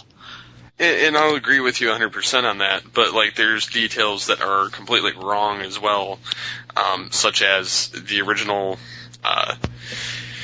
Megatron and Beast Wars Optimus Primal release that they had. Primal's chest piece was kind of wrong. His faceplate was his face was goofy. I mean, between the two of them, their heads were goofy, and there were other aspects too that weren't show accurate. Oh, and that's what they went back and fixed in the anniversary edition. Yeah, I mean, I personally don't own them. I want them, but they cost too damn much to go back and buy. Just because I didn't have money up front the first time. But I mean, there's several other figures that they look damn close enough. Yeah. But still have a few issues. But I would have to say that definitely the figures for that are still very well done, unless you're getting like a basic figure where the ball joints mean that pieces are going to pop off. Oh, well, that's the best thing about ball joints is they pop off, but they snap right back on. Unless you got one with loose joints, and then they just keep doing it. Yeah. Oh, what's worse is when they have loose joints in the ankles, because then they won't stand up. They got cankles. I had a Laserbeak like that where he just would not stand. And I guess you can put like nail polish, I think, on the ball and then pop it back into the joint, and that'll steady it. Yeah, I heard something about putting glue in there and not having it attached, but letting it dry so it would add like a layer. Yeah. Well, that's like clear nail polish. Yeah. So you have a thicker ball in the ball joint, I suppose. That But just yeah, sounds I mean, wrong. I would definitely have to say that the Beast Wars figures were done fairly well overall. Yeah, I did own a lot of them at one point, but I had to sell them for money other than my Optimus and Megatron collection. Yeah. I didn't buy these toys when they first came out. I didn't own any Beast Wars. I shouldn't say that. I did own a Cheetor and a Canine. I bought them at a garage sale in like 1999 or something. So I owned a couple, but I didn't have all of them. You know, what do you mean all of them? All of them! Until a couple of years back. And I just got a wild hair up my ass that I wanted to, you know, fill out that part of my collection. And then, you know, just went on eBay and started buying up lots. And until, you know, the last couple. It was really hard to find, like, a Dinobot and a Waspinator. You know, complete, right? You know? Right. But those were the last couple of ones that I had. And I think my wife got me a mint on card Waspinator. See, I have a mint on card Dinobot Fox Kids edition. Oh, nice, yeah. Yes, and my brother actually bought it, and then on the tail end of when he didn't like Beast Wars anymore, or Transformers for that matter. Yeah. And it was like, here, you can have it. And I was like, oh, okay. So I kept it in the box. Nice. You know who's hard to find is that Grimlock repaint. Or Grimlock is a repaint of Dinobot, I should say. You know, I used to own that, and I had to sell that one as well. It was open. But the only issue was that the hands tend to crack and almost break. Oh, really? Yeah. They were really flimsy, for that matter, and then part of the legs were kind of flimsy as well. It was a badass-looking figure. Yeah, it's neat. Yeah, it is very cool. But, and granted, I regret selling all the Beast Wars figures I did sell, because I was broke and had job issues. Yeah. But, honestly, if I could find them for cheap, I'd probably buy them all again. Yeah, well, you know, Not this day and age, you can't find them for cheap, I bet. No, it's getting harder and harder, yeah. But yeah, I mean, eventually some will probably get re-released. Some of them will get remastered again. I mean, because they're going to keep revisiting it off and on. One of the weirdest sets that came out was the Dawn of Futures Past BotCon edition set, which were all basically Cybertron or whatever figures.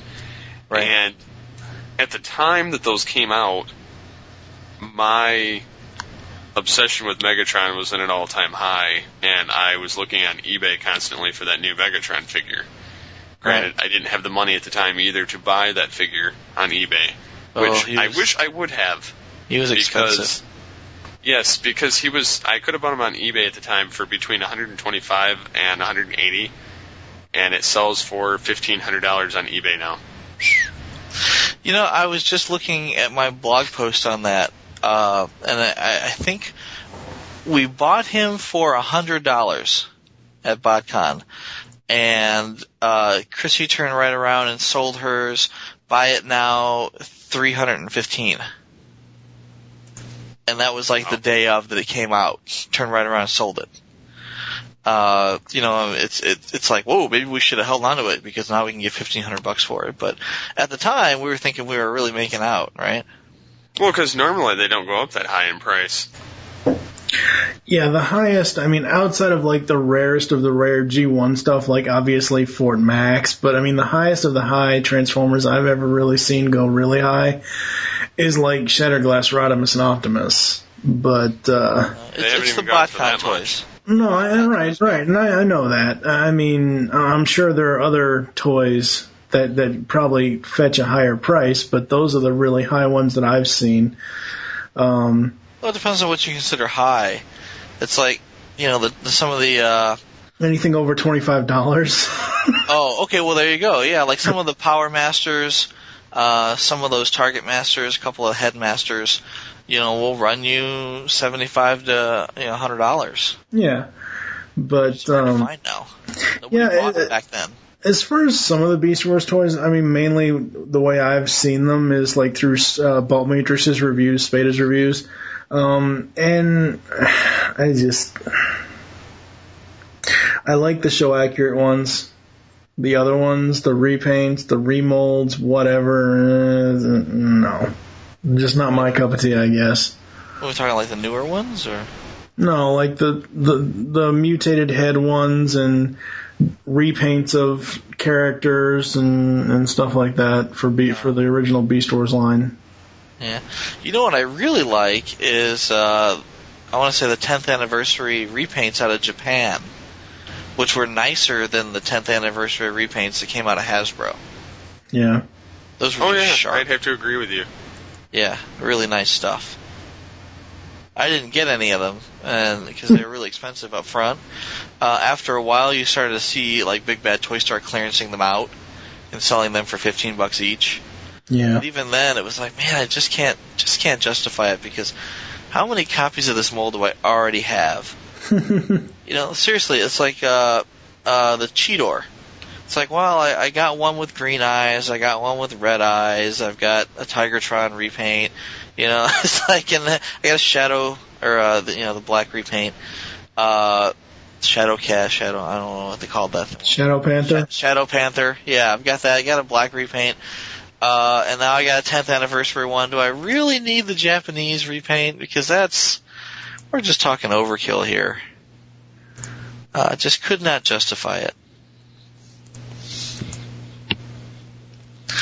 Yeah, but...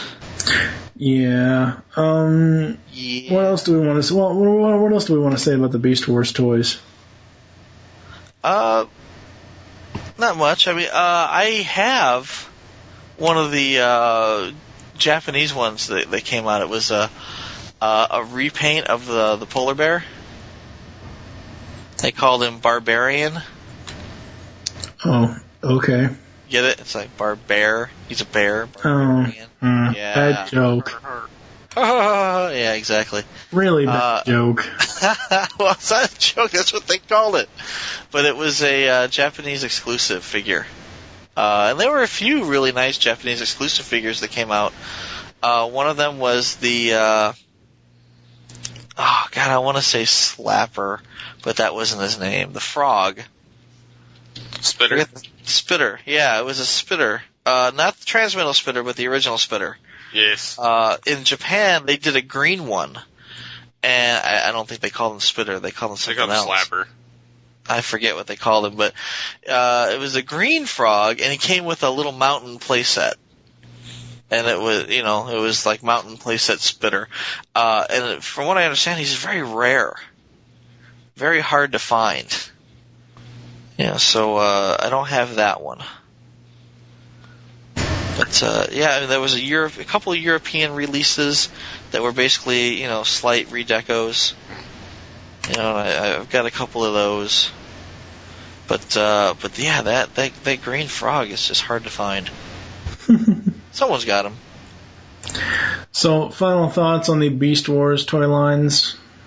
I'll be very distraught if they don't bring the X1 Ravage, or X9 Ravage rather, out for like a 15th anniversary figure. Yeah, I would like to see that actually. Yeah, cause I mean they brought it to America once as a BotCon Tigertron figure. Yeah. And I don't have that one. I didn't go to BotCon that year. I was getting married or something. Something important. He says nonchalantly, I was getting married or something. I was doing something. Yeah. The other one that I missed? I was having a baby or something. Something like that. Yeah, there's always that. So I missed out on that one. I really like one that I can't find one at a decent price. The same year they had the pink Transmetal 2 Black Arachnia figure, and they called her RC. That was awesome, and they have a Sue Blue voice chip. Oh, that's cool. It is terribly cool, yeah. I would love to have one of those too. But anyway, what it comes down to is I would really like to see a reissue, an American issue, let's say, of the Japanese Ravage, the X9 toy. That would be really nice. Uh-huh. And, Steve, do you have any final thoughts on the Beast Wars toys? I would have to agree with Michael on the X9 Ravage. I'd like to see that one.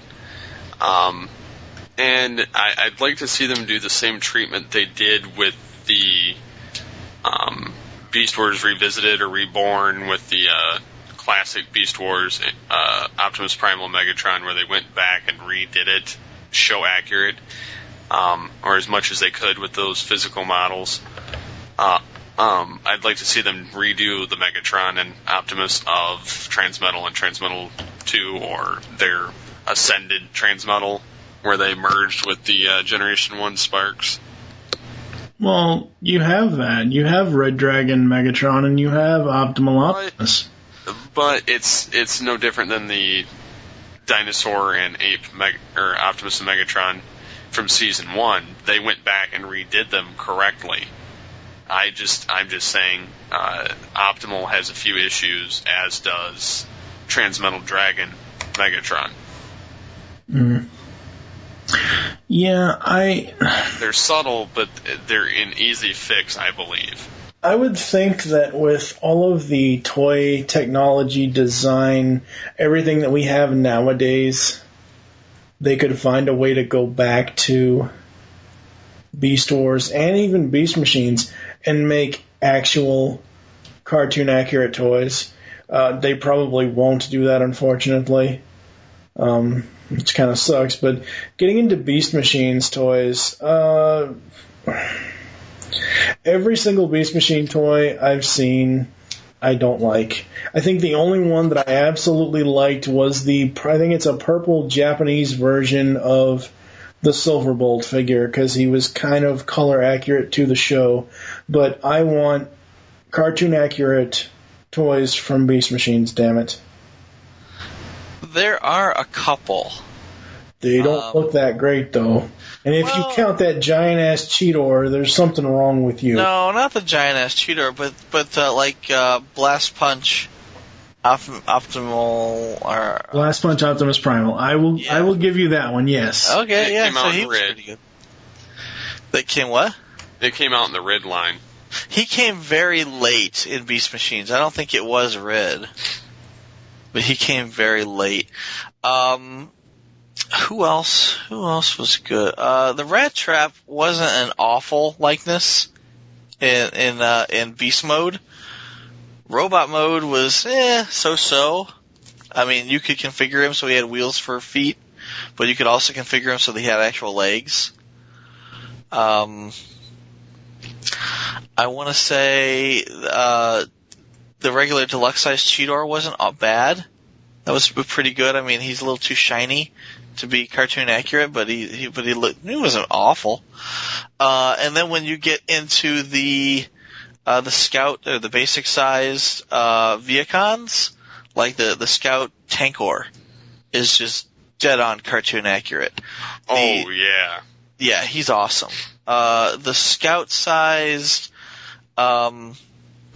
Don't you mean the Tankor tank drone, not the actual Tankor figure? Well, no, he's called a tank drone, but it's a Tankor figure. Right, but I mean, let's be specific. The original Tankor, the figure that was actually called Tankor from Beast Machines looked nothing like Tankor. Well, no, he was like a Voyager-sized figure. He was a bigger figure. Yeah. And no, he didn't look much. I mean, he had a passing resemblance, but no, it wasn't Tankor. The Scout-sized tank drone was a very good Tankor. The Scout-sized thrust was a pretty good thrust. You know, the deluxe-sized thrust, not so much. It was passable resemblance, but not so much thrust. Whereas the small one was. It was just really nice. There were some figures in this line. I mean, even though they weren't cartoon accurate, I still really, really liked. like the deluxe-sized Jetstorm. You know, I mean, this is a really cool figure.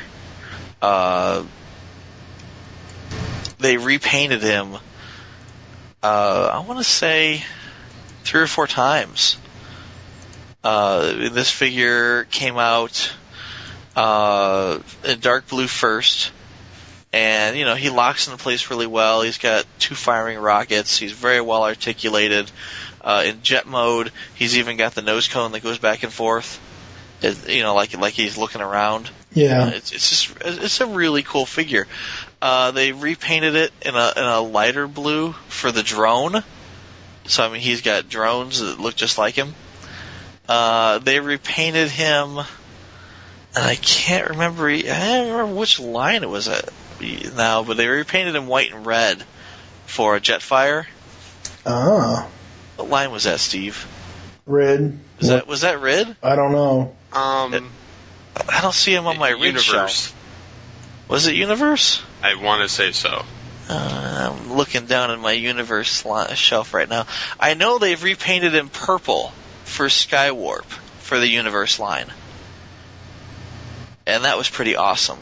And I want to say they repainted him in orange and called him G-Axis. Yeah, that's more so. Yeah, so I mean, this is a really cool figure. So much so that, I mean, they repainted the hell out of it. Yeah. If would have bought the hell out of it, they could have repainted it as Thrust and Dirge and Thundercracker. I would have bought it. I just would have bought them up, had the whole lot. What else did they have that was really cool? This is the first line that you're going to find a battle unicorn. A battle unicorn or Unicron? No, it's a unicorn. It's a unicorn. It's a frickin' unicorn with a horn. It's a horse with a horn. Oh my god. Dude, it's a cool figure. It really is. In robot mode, he's just armored and he's got this big ass axe.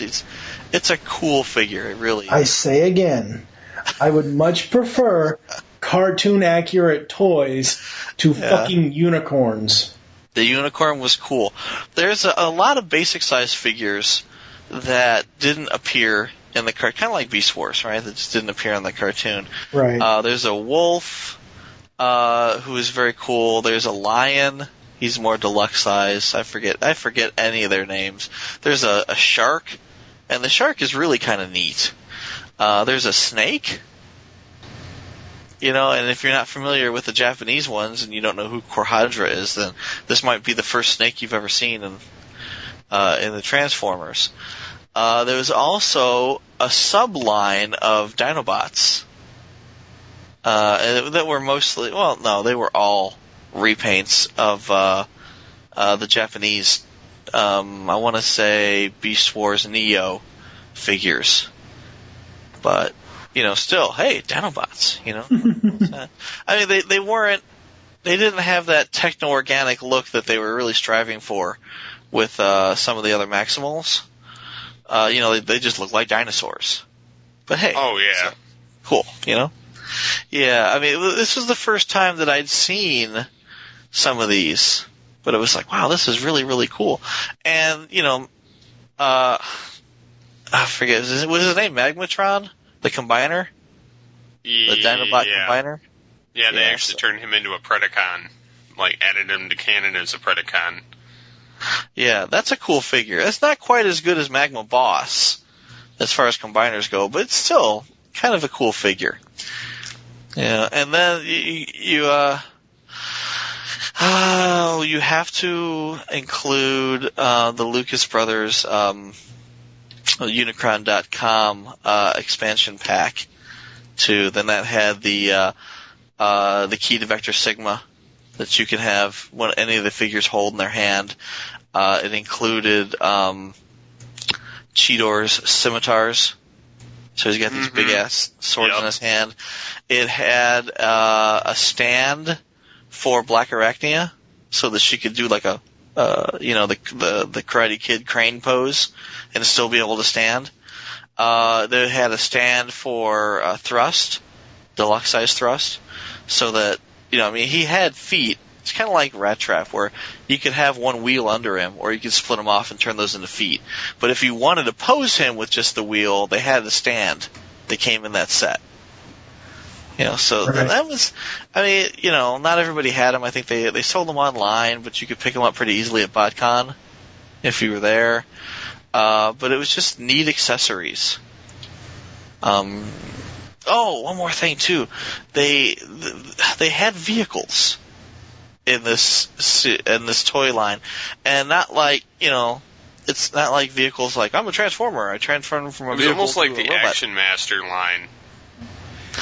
No. Oh, you're talking about the weapons, the deployers.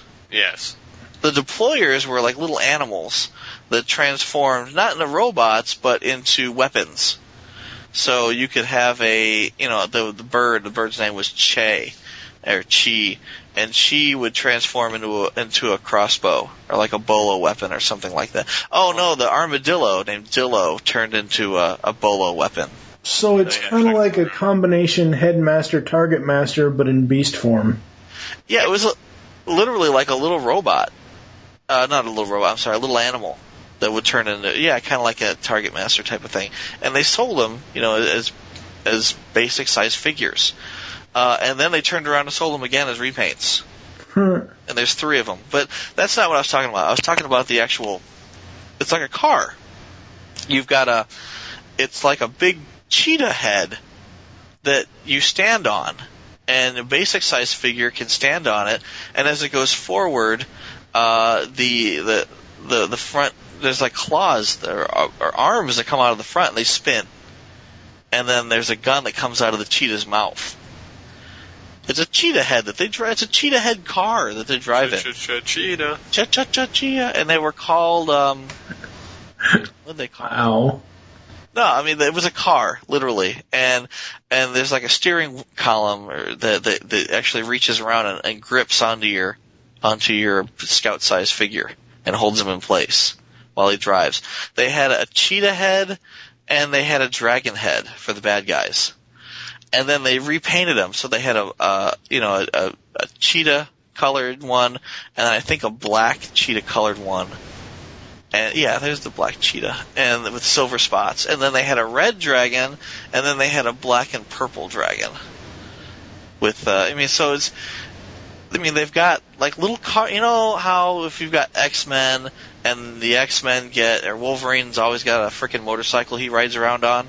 Right. Well, this is kind of like a little vehicle, like a little motorcycle for your Scout-sized Beast Machines figures to ride on. I see. And I've never seen that prior to that, with the exception of the Action Masters, where some of them had little cars, they drove in. But, or is that what you were talking about, Steve? The deployers? Not the deployers. What were the I wish I could remember what they're called, but it's literally like a cheetah head and a dragon head that's a car that you drive around in. Can't remember what the hell they're called. Is it kind of like Big Wheels? No. It's like almost like a chariot thing that they stand on. Oh, okay. There you go. It's a chariot. Yeah. The chariot formers. Well, it's almost like how in the Action Master line they stand on top of, the said chariot type vehicle, and that's their weapon. Right. Where Starscream was a robot, but he flew in a jet. He had his own jet. And Prowl was a robot, but he rode around on a motorcycle. And Optimus Prime was a robot, but he drove a semi-truck. Now, mind you, this has to be a semi-truck like the size of a football field. Because, they'd still have to be big. They can't be like Transformers that are man-sized that drive around in regular semi-trucks. But to digress, these are vehicles that Scout-sized figures, basic-sized figures can stand in and drive around. And they're neat. I want to say you can pull them back and they'll spring forward, but I'm not entirely sure. And it's been a long time since I played with these. And the front is clear, so it makes me wonder if they've got like a sparking action or something. I don't know. I don't want to speculate. I don't want to take them off. Yeah, I'm going to take one off the shelf. Hold on. Let me just move this guy. pull the... You don't want to speculate. We always speculate on this show. Alright, yeah, no, he's not sparking or anything. But he's got, like I said, he's got these arms that come out of the front. And the wheels are kind of, have like a rubber coating on them so they catch the floor. And when you roll it, the arms spin, like drill arms. And then he's got that gun that it's like a missile launcher in the mouth. And with a button, you can press the button on either side and the missiles launch. And then there's another gun on the top, and on the back of the gun there's these grippers that turn around and grab a hold of whoever's standing on the back of the vehicle. Does this come off? No. Yeah, and like I said, anyway, we're probably spending way too much time on this than what we need to, but it's still kind of a cool footnote on the series. Yes.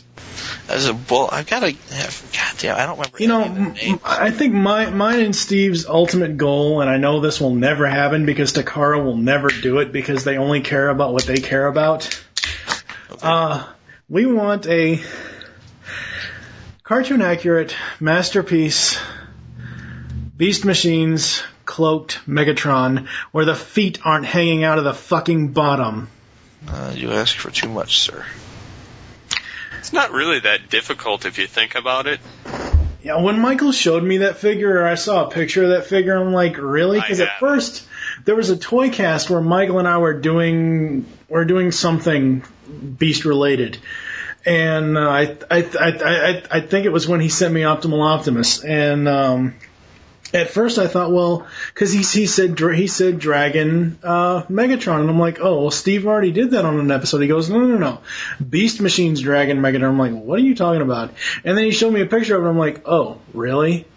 That's how they got away with the cloak? Seriously? That's like, yeah, seriously? That looks like ass, Yeah, that looks worse than ass. I mean, that looks...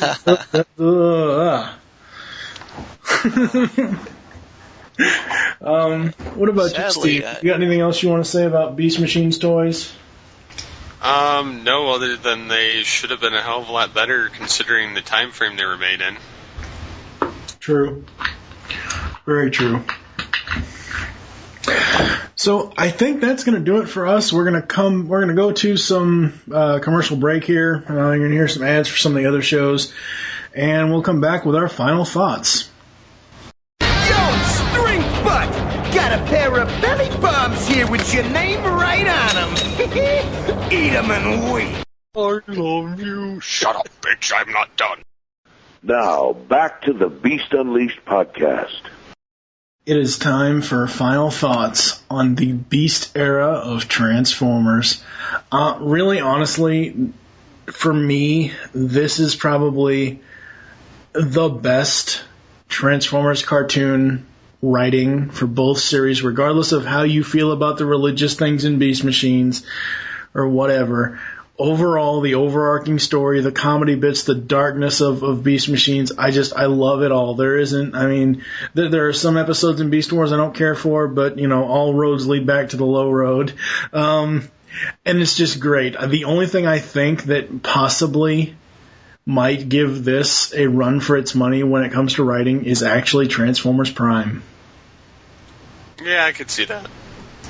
Because even though we've only seen, well, Michael hasn't seen it, but even though we've only seen the 5-part miniseries for Transformers Prime, they're combining the continuity of Transformers Prime, War for Cybertron the game, and Exodus the book as all in one continuity, and I love that about that series. But as far as Beast Wars and Beast Machines, I do kind of prefer Beast Machines to Beast Wars. I like Beast Wars for what it was. I don't dislike it. I like the evolution of Cheetor, as I've said before in this episode, but I really liked Beast Machines a whole hell of a lot. What about you, Steve? I still have to say Beast Wars was my favorite just because it was a combination of everything.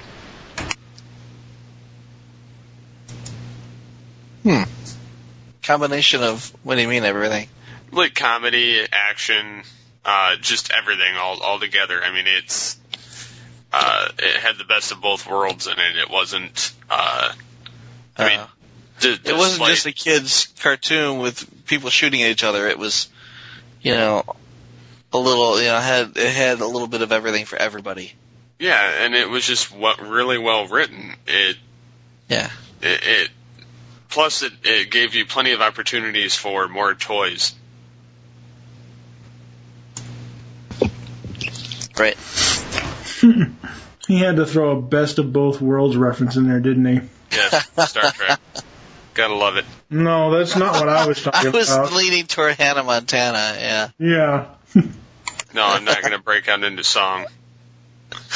I was about to. You would. Too damn much Disney Channel. That's the problem here, folks. Yeah, we have that too, and we watch it quite a bit, so. Really? Yeah. Why? Because it's the only thing good on television. So you don't have kids, so there's no reason. We have, basic cable, so that's the only thing that we watch. See, now, before I had kids, I watched a lot of, TLC and just... My wife watches that. It drives me nuts. History Channel. Yeah, we watched a lot of that. But now that we have kids, it's Disney Channel all the time. I mean, not that I don't like Phineas and Ferb, because that's a great show, but we just watch way too much Disney. And Michael, your final thoughts on the Beast era? It's strange. I come at it from a slightly different perspective than Steve, in that I wasn't a fan when it first came out. It was, years later. I think I was a fan of Beast machines, and then I started buying up all the toys probably closer to 1999 and 2000. Especially in 2000, when the Robots in Disguise line came out in Japan, and I started buying up those through the imports dealerships. But I wasn't a fan of Beast Wars when it first came out, though. So it took a while, and for a while there, I was really avoiding it, because it was the whole truck not monkey mentality. But when I finally... Monkey is truck. Not necessarily, but, Monkey is truck. It was like truck, not monkey, right? So I was just avoiding it. And, a few years later, and it was literally, I've got a lot of Transformers. And I've got a lot of G1 Transformers, and then I've got pretty much everything that came after Beast Wars. So I have this huge gaping hole in my collection that was Beast Wars, and I finally said, all right, fine, I'm going to watch it and I'll buy the toy. Or I'm going to watch it is what it came down to. I wasn't sold on the toys yet. But once I watched it, it was like instant fan. This is amazing stuff. It's incredible. And then I wanted all the toys. So, that's really what kicked me off on Beast Wars. Beast Machines, it wasn't so much, oh my God, this is a fantastic show. I want to own all the toys. For me, it was more, a reintroduction of Transformers, and Transformers was kind of my favorite cartoon when I was younger, 10, 11, 12 years old, whatnot. And at that point, it was like, wow, maybe I'll buy a few and put them on my desk. And it wasn't, I want to say, yeah, when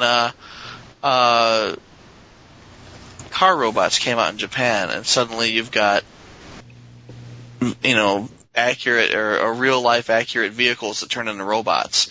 And at that point, I started buying a lot of Transformers out of Japan, and really started buying up all of the American releases that I could find too, and just got obsessive about it. And that was, 99 to 2000.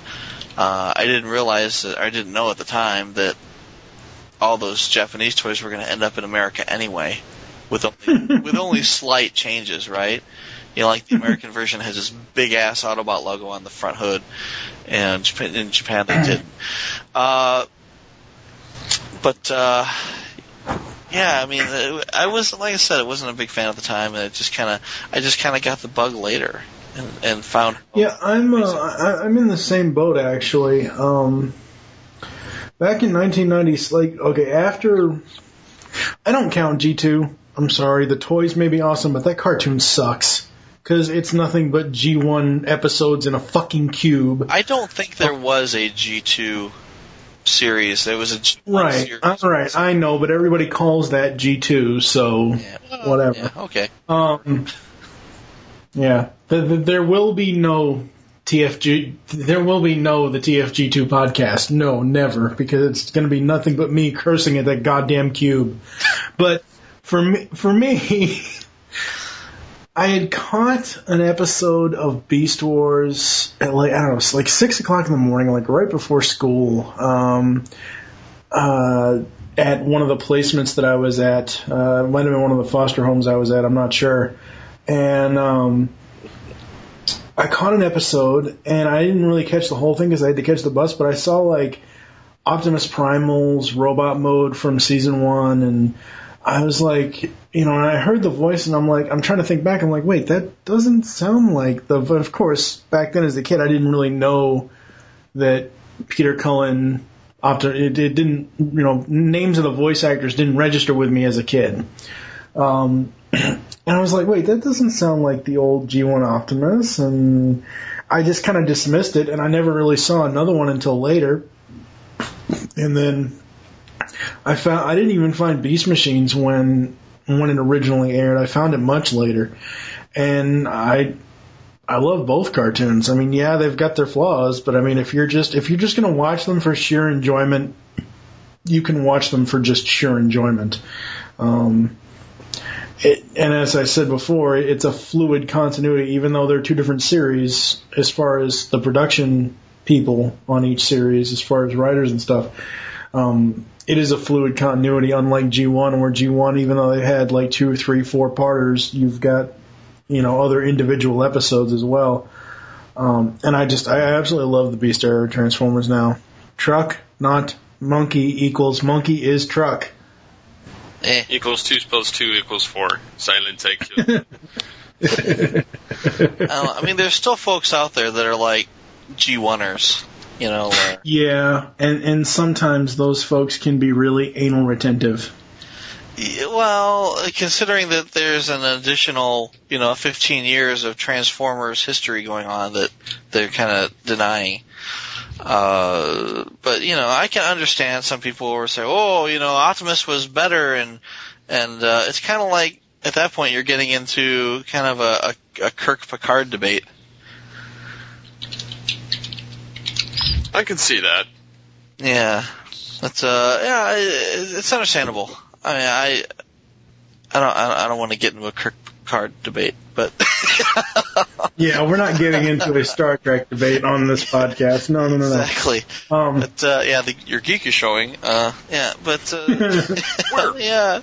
wah wah wah.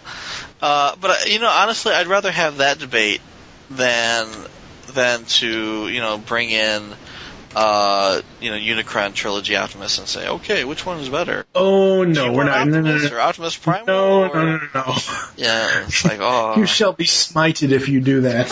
I shall smote you good. Yeah. Yes, I shall smite thee. That's what she said. That's what she said. Smite all over your. Okay, yeah. Anyway. Do we have anything else we want to bring up about the Beast era before we close out the Beast Unleashed podcast? Definitely, if you obviously haven't checked out everything of the show or you've skipped across episodes, be sure to go back and actually watch them, especially with an open mind. Yeah, especially when it comes to the low road. I'm going to burn you in the low road. You can't, because we live in different states, and this is the last episode of this show, so this will be the last time that I bring up all roads lead back to the low road. Yeah, I would say that, except there's this magical little thing called I know secrets about you that you... Yeah. Let's not go there. That has nothing to do with this podcast. We've already, Well, I could be a dick and bring it up anyway.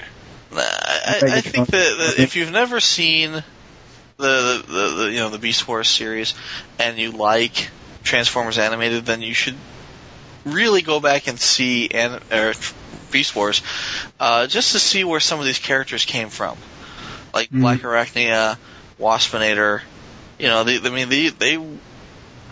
are not G1 characters. You know, these came from Beast Wars, and you know, if you contrive it in such a way, you might even be able to say that Transformers Animated was the origin of Beast Wars Waspinator.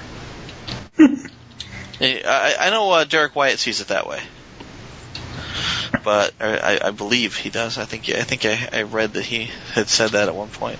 But you know, regardless, there's even a scene where you know Black Arachnia is teleported away into a jungle.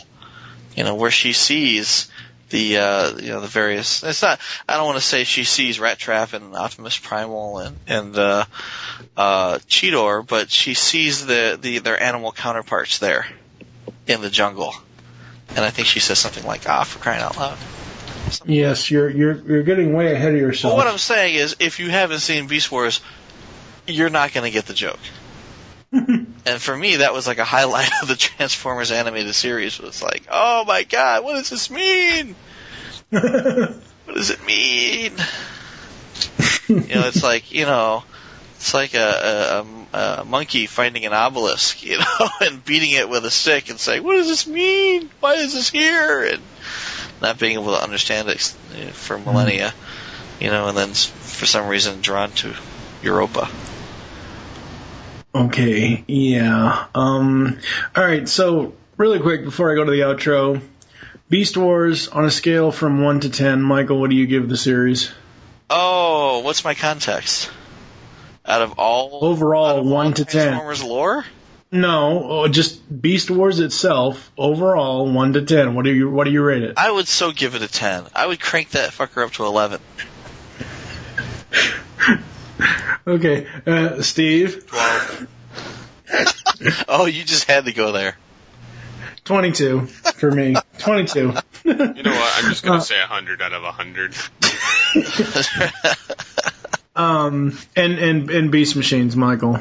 Overall, just the series itself, Overall, 1 to 10. All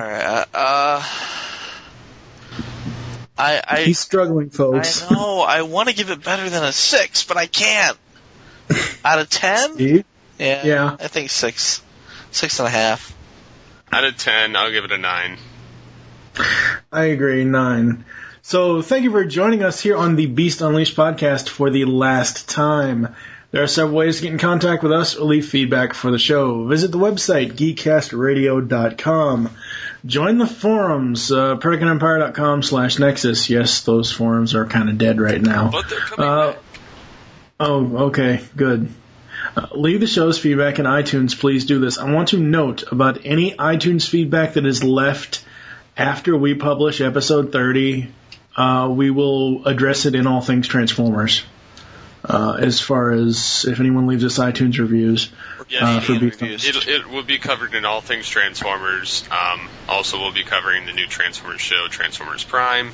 And when the eventual Beast Wars Dark Glass fan project gets done, that will also be covered in All Things Transformers.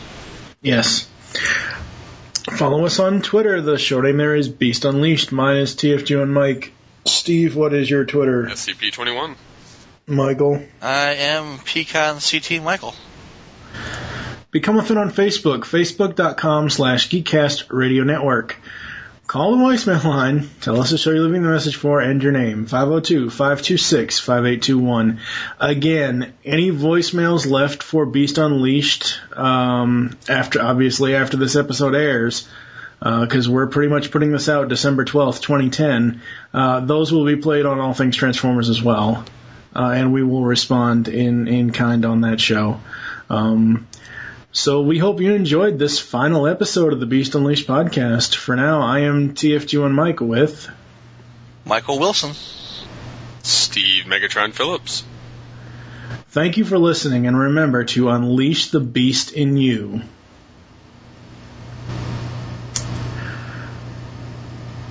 Steve, you're going to have to edit this out, but I'm going to be putting in these last few words as part of the outro.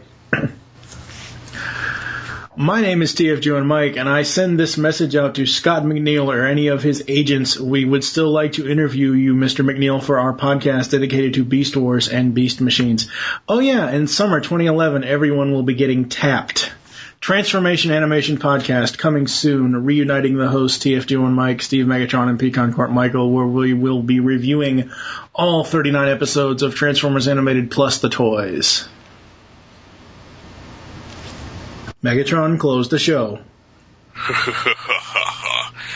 As for the final time I get to close any Transformers show besides All Things Transformers, I wish to bid you this. Tap that ass, tip your waitress, and meet me at the Energon bar after the show. We're gonna get wasted. Robert Ducky, you're the one. My balls are always bouncy to the left and to the right. I believe that my great balls should be held every night. X is down there. So long, folks.